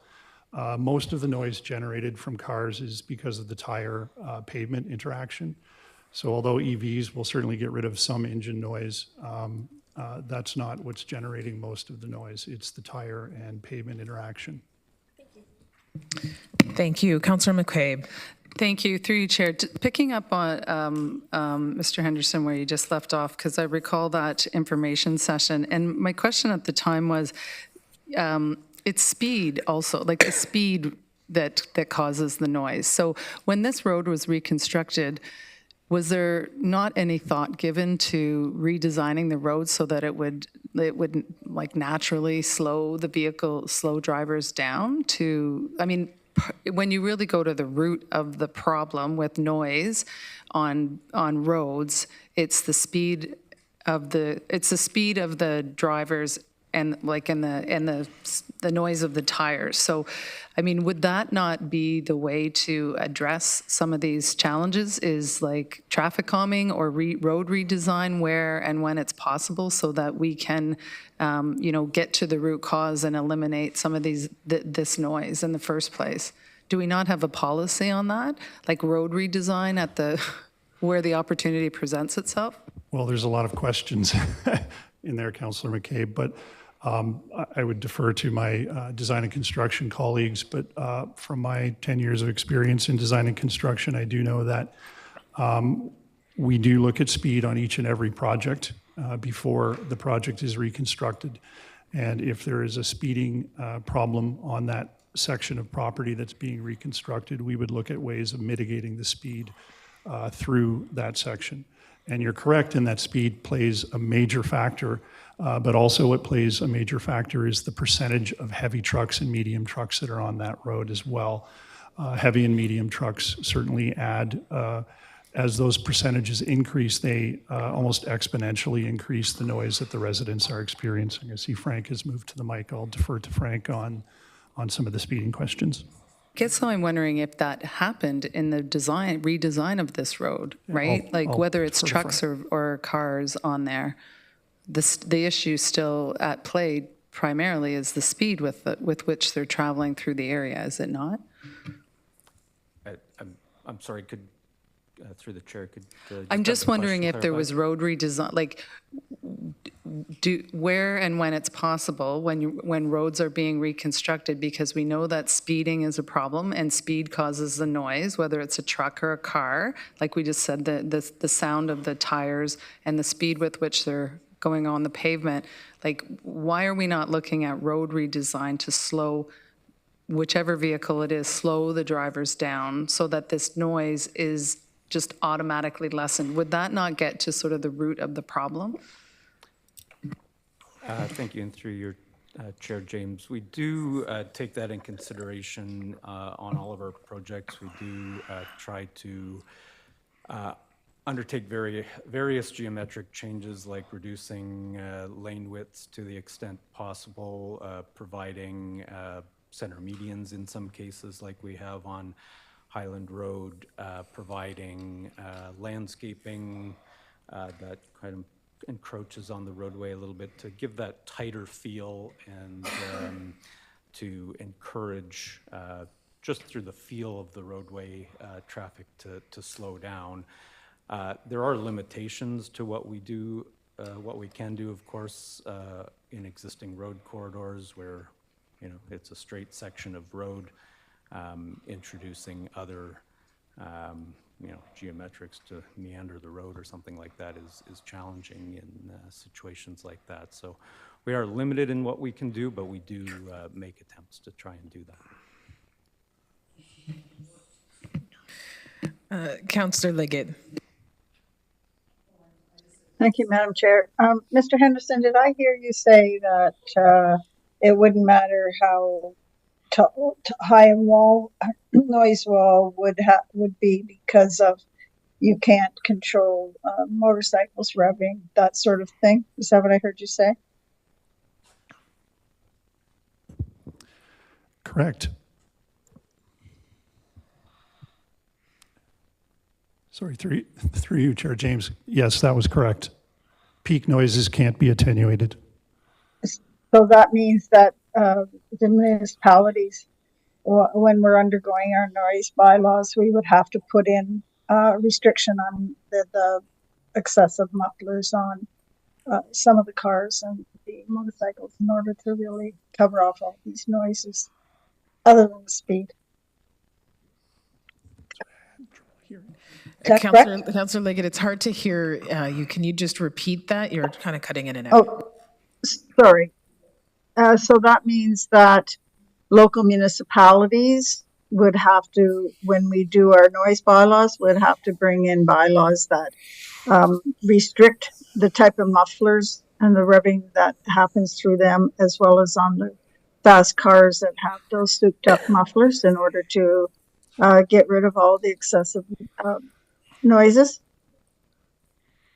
I mean, through you, Chair James, I can't really answer that, but of course, any restrictions of that sort would definitely help the results of the noise studies and the noise policy. Okay, as we undergo that in each of the municipalities, I think that's something we should be looking at. We're just undergoing ours now, so thank you. Thank you. I see Councillor Williams, I see you in the queue again. I just have a question for Mr. Henderson. Are you familiar with any sort of noise cameras coming through the MTO regarding some of those vehicles with the extended mufflers and all of that? Is that anything that the region is in conversation with, or with the area municipalities around some of those noise cameras that and the possibility of that? Chair James, no, I'm not aware of that, but we can certainly do some investigation into that if you'd like, if you provide that direction. Okay, thank you. Something I've heard about is noise cameras in other areas regarding the mufflers and the motorcycles and all of that. So I'll just kind of park that. It may be something I'll follow up with you all after. Councillor Williams. Thanks. Most of my questions have actually been answered now. But I just wanted to thank Councillor Verbanovic for bringing up the direction, because if you hadn't, I was going to suggest that next. So thanks. Okay, thank you. So we will have information coming back for council regarding noise study and equipment possibly at the airport for June 19th. Thank you, Mike Henderson and your team. Okay, so we are now moving on to 8.1.2, long-term waste management strategic review.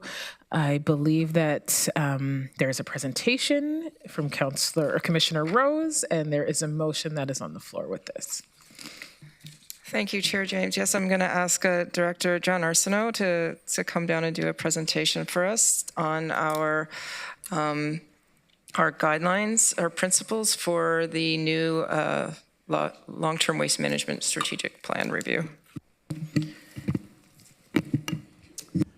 Well, thank you for the opportunity through you, Chair James. A brief presentation on the report that's in your agenda package on exciting initiative, we think. The long-term waste management strategic plan review and update. Just a little bit of background. The existing long-term strategic plan was last done in 2013. So it's not that long ago, 10, 11 years ago, but we've implemented most everything in there, and there's not a lot of low-hanging fruit left, and successfully implemented the stuff in there, I would say. And doing so, it's created some really good benefits to us. We've extended the longevity of our landfill. We're up to 20-25 years at current landfill capacity. We have one of the highest residential waste diversion rates in the province at 63% or so. But we're also doing a lot of new things, new curbside collection. There's lots changing in the industry, so it's time to take another look at this. And on the landfill side, just to keep in perspective, outside of the region, the landfill capacity across the province is expected to be depleted in the next 10 to 15 years at current fill rates. That includes both private and public sector landfills. So when we look at our landfill, that asset, that's of great value that we have that kind of longevity here to be able to do our work and do a lot of this study around diversion and continue that great work. So the staff report, again, focusing on 3 high-level guiding principles. I guess if we can, there we go. Great, thank you. The first one is exploring new and additional opportunities to reduce waste. So we've all heard of the 3 R's, reduce, reuse, recycle. You may be aware that Council has adopted a 4th R at the previous master plan of recovery. So reduce, reuse, recycle, and recovery ahead of landfill disposal. It's still very valid. It's still something we should strive to do, and it's something we want to reiterate with our community and look at those things. The second one, collaborate with the, stay on the same slide, sorry about that. Collaborating with the community and region partners to achieve climate and energy related reduction targets. We've heard a lot already today. There's been lots of good discussion about climate adaptation. So this dovetails nicely. it's recognized that we need to identify and leverage partners and programs to achieve our climate adaptation and greenhouse gas reduction goals. And, you know, by going through this review, that's one way of doing it. And especially at a time where, you know, we all know resources are constrained, so leveraging and partnering with others is a great way, and collaborating together to do this. And the third and most critical component of the principles is aligning waste management services around the principles of the circular economy.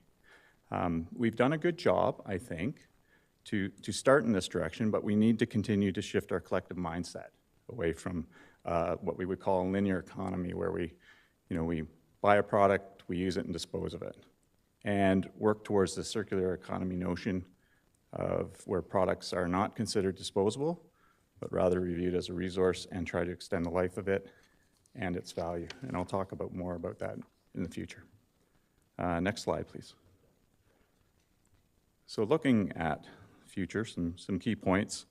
Although we envision investigating and reviewing many options through the strategic review that will enhance and enable circular economy, we must be mindful of that all this comes at cost, short-term and long-term.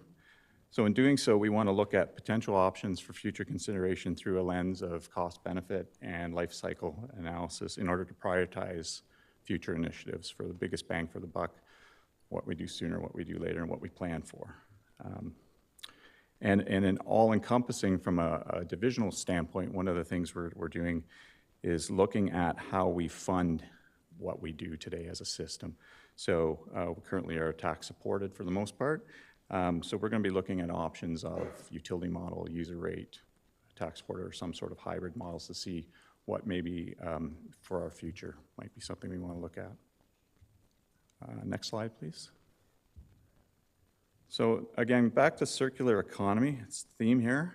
I guess the way our economies, again, we extract, we use, and then dispose of resources, and we need to change that. So in a circular economy, nothing, or at least almost nothing, is waste. So just trying to get that mindset again around retaining, recovering as much as possible for resources to reuse, repair, refurbish. There's lots of R's in the world of waste, it seems. Remanufacture and recycle. Just again to extract that value of the materials and start looking at waste as a resource as opposed to a disposable material. So we're looking at using those valuable resources wisely, thinking about, again, waste as a resource, and finding innovative ways to better the environment and the economy. Next slide, please. So how does this work when we translate the community commitment and corporate action? A robust stakeholder plan engagement plan is incorporated into this review. That will involve both internal and external partners, and developed and implemented to guide the entire process. Examples of stakeholders are, provincial and federal governments and a lot of the policy areas there, area municipalities, neighboring municipalities, community groups, not-for-profits, utilities, and academic institutions are all, to just name a few, are very important in this process. So ultimately, we are looking at types of partnerships that are sustainable while being economically viable, and that will support like the share, reuse, repair concepts to keep items out of landfill, reduce our carbon emissions, and support local business. The review, as stated in the report, is intended to start Q3 of this year and anticipated to be completed by the end of 2025. And my final comment on this, and this is one of my comments I make quite a bit, is where practical anyway, it's not always feasible. The best waste diversion program is when waste, or now I should say resource, doesn't actually cross our scales or come to our site, but is managed upstream. So with that, happy to take any questions. I am not seeing any questions from council. So there is a motion. Oh, okay. Councilor, hold on a second there, Councilor Verbenovich.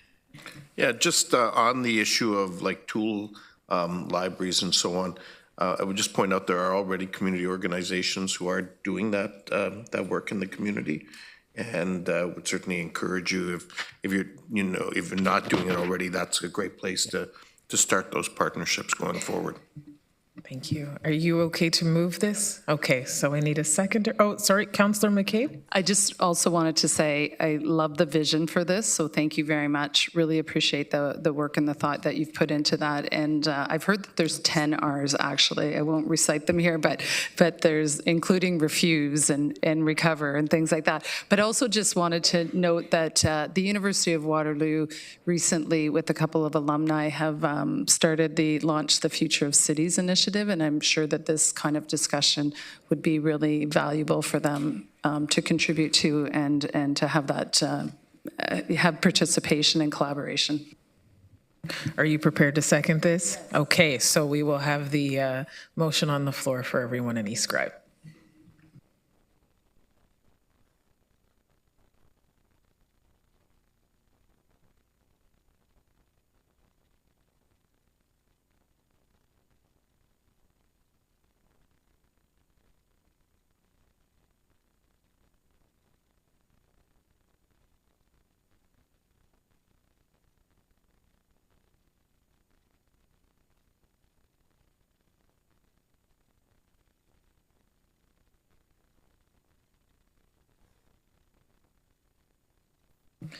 Okay, so that is carried. We are moving on to item 9, information and correspondence. There's the council committee tracking list that's received for information.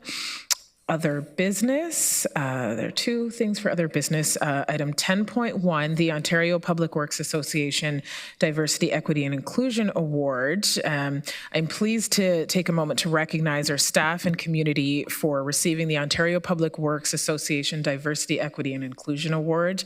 The DEI Award recognizes the passion, dedication, and engagement of individuals and teams committed to promoting diversity, equity, and inclusion in the public works industry. The region, its archaeologists, consultants, contractors, and several Indigenous communities work together to complete an archaeological assessment as part of the Fisher-Holman Road improvements between 2020 and 2023. Through ongoing engagement, Indigenous partners monitored archaeological excavations, big words there, and reviewed findings.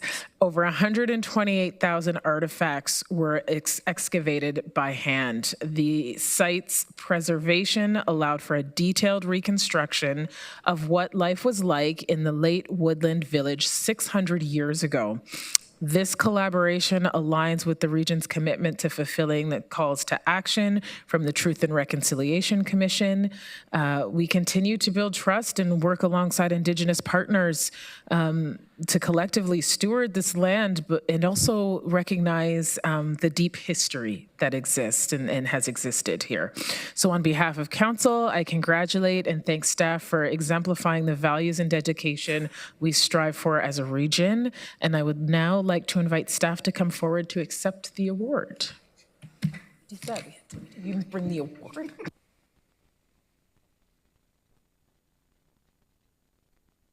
Okay, so there is no award here physically, but yeah, we'll come up for the picture.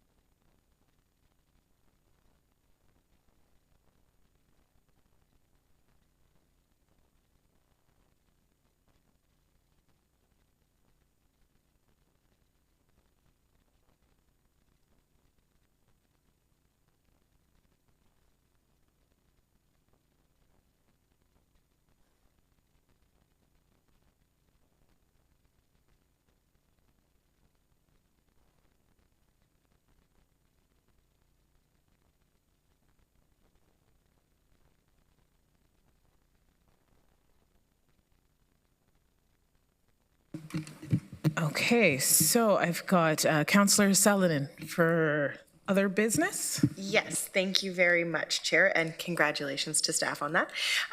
This is not pertaining to that, however. It's going to be for Director Spooner, or Commissioner Spooner, sorry.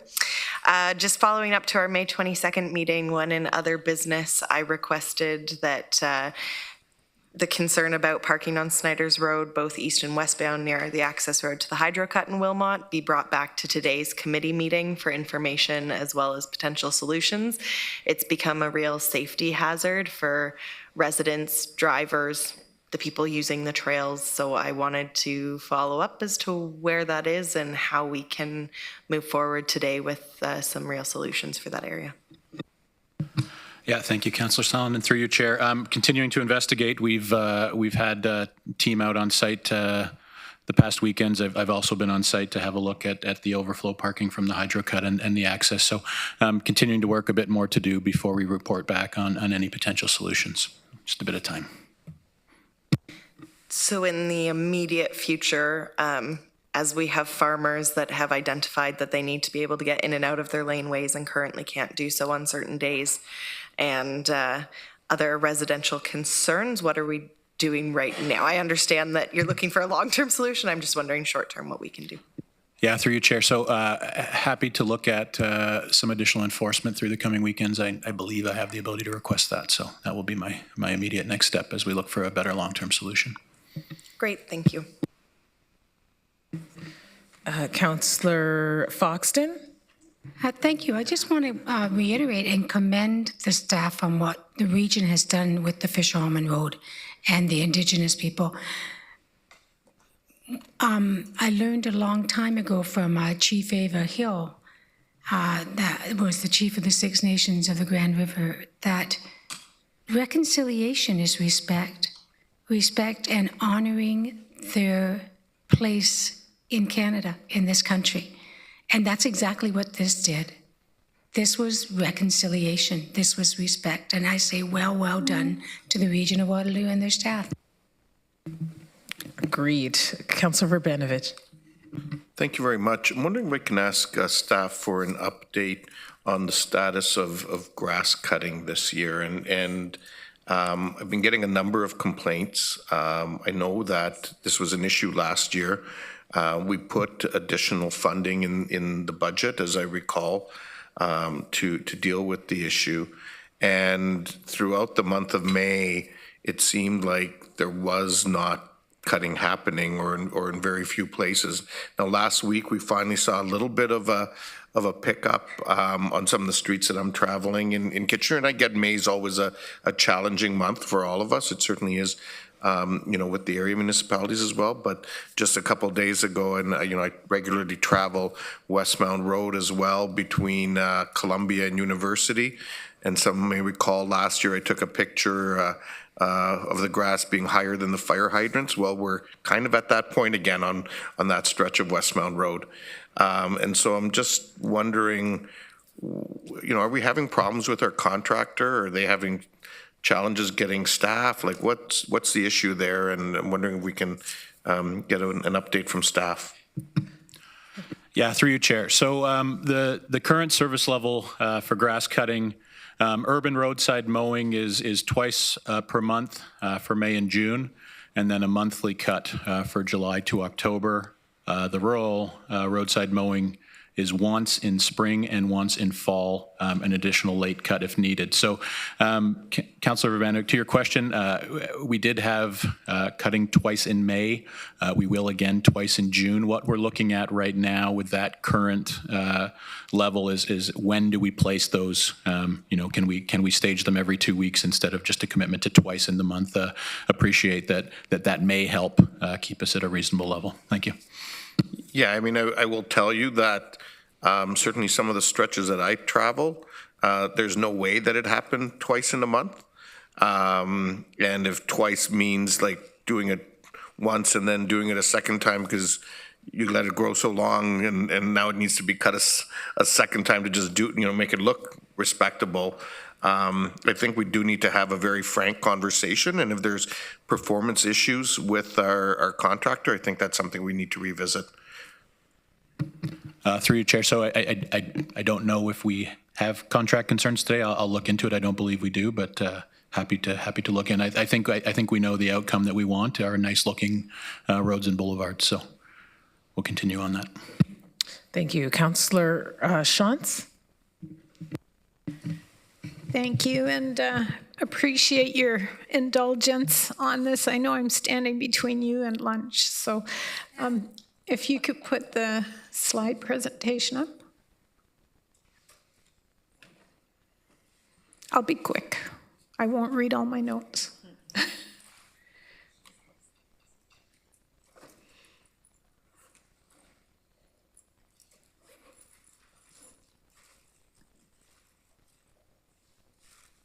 Yes, no, yes, okay. No, that's not it.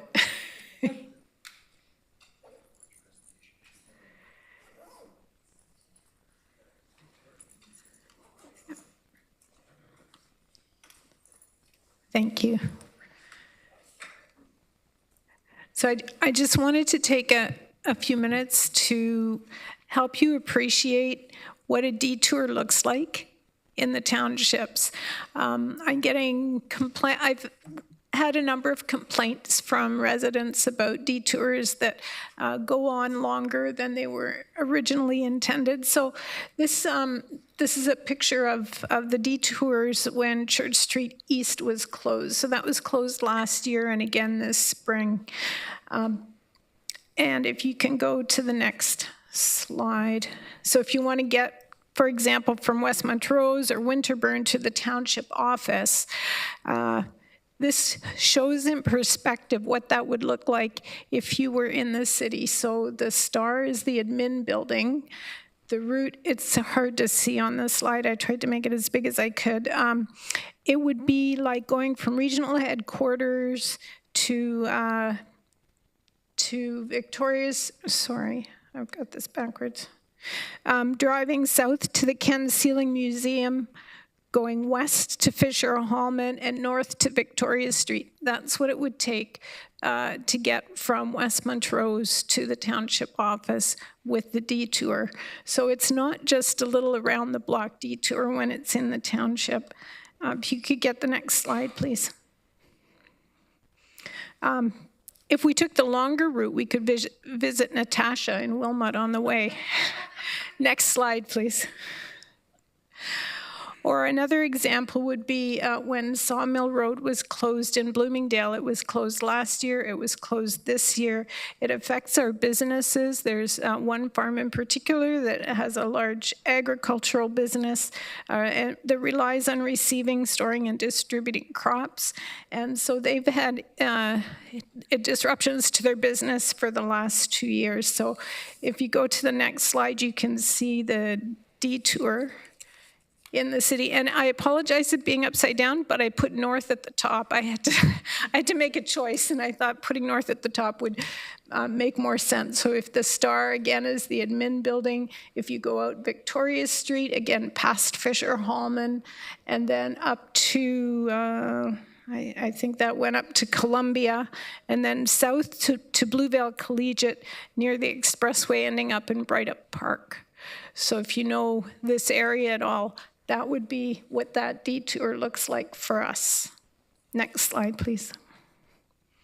And this would be another example, again, going out to visit Mayor Natasha in Wilmot. I know, right? All roads lead to Wilmot, what can I say? So to keep it brief, I wanted to give you the magnitude of the detours and maybe ask Commissioner Rose if she could speak to what we can do when we do road work to manage it so that we realize we need detours when we do road work. That's just a fact of life, but how we can manage it better so that those don't go on and we can keep them within the time frames. Commissioner Rose, you have about 1 minute because we do have to have a hard stop at 12:30. Yes, the detours are on regional roads, which is why they're so long. We do work with the area municipalities to see if we can use some of the local roads for that. Unfortunately, we can't get away from the long detours. You did have a question about construction projects lasting longer. Okay, so I have to stop this now. It's 12:30. And we do have to have a mandatory break at this time.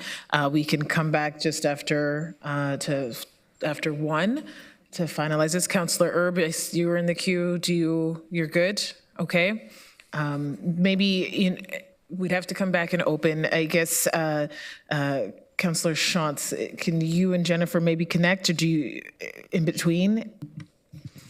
I think we can connect. It's a matter of ensuring that as a region that we manage our road projects and that we, I don't know, put things in place so that contractors meet their objectives. Yep, okay. All right, so we have to, I need a mover and a seconder so that we can adjourn this meeting. Councillor Foxton, seconder, Councillor Wolf. Okay, so you'll be prompted in Iskra. To go into closed, I'm sorry, this is to go into closed. Yeah, same mover, seconder, okay.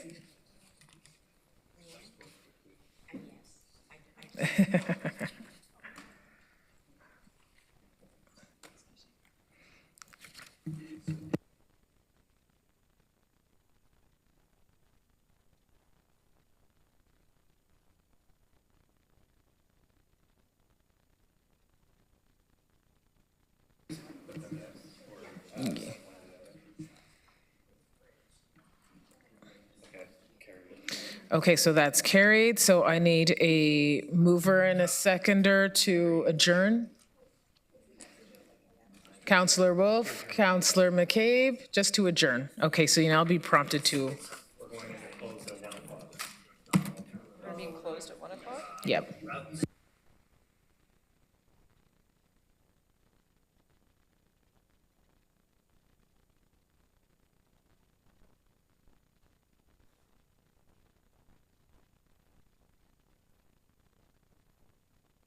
That's carried.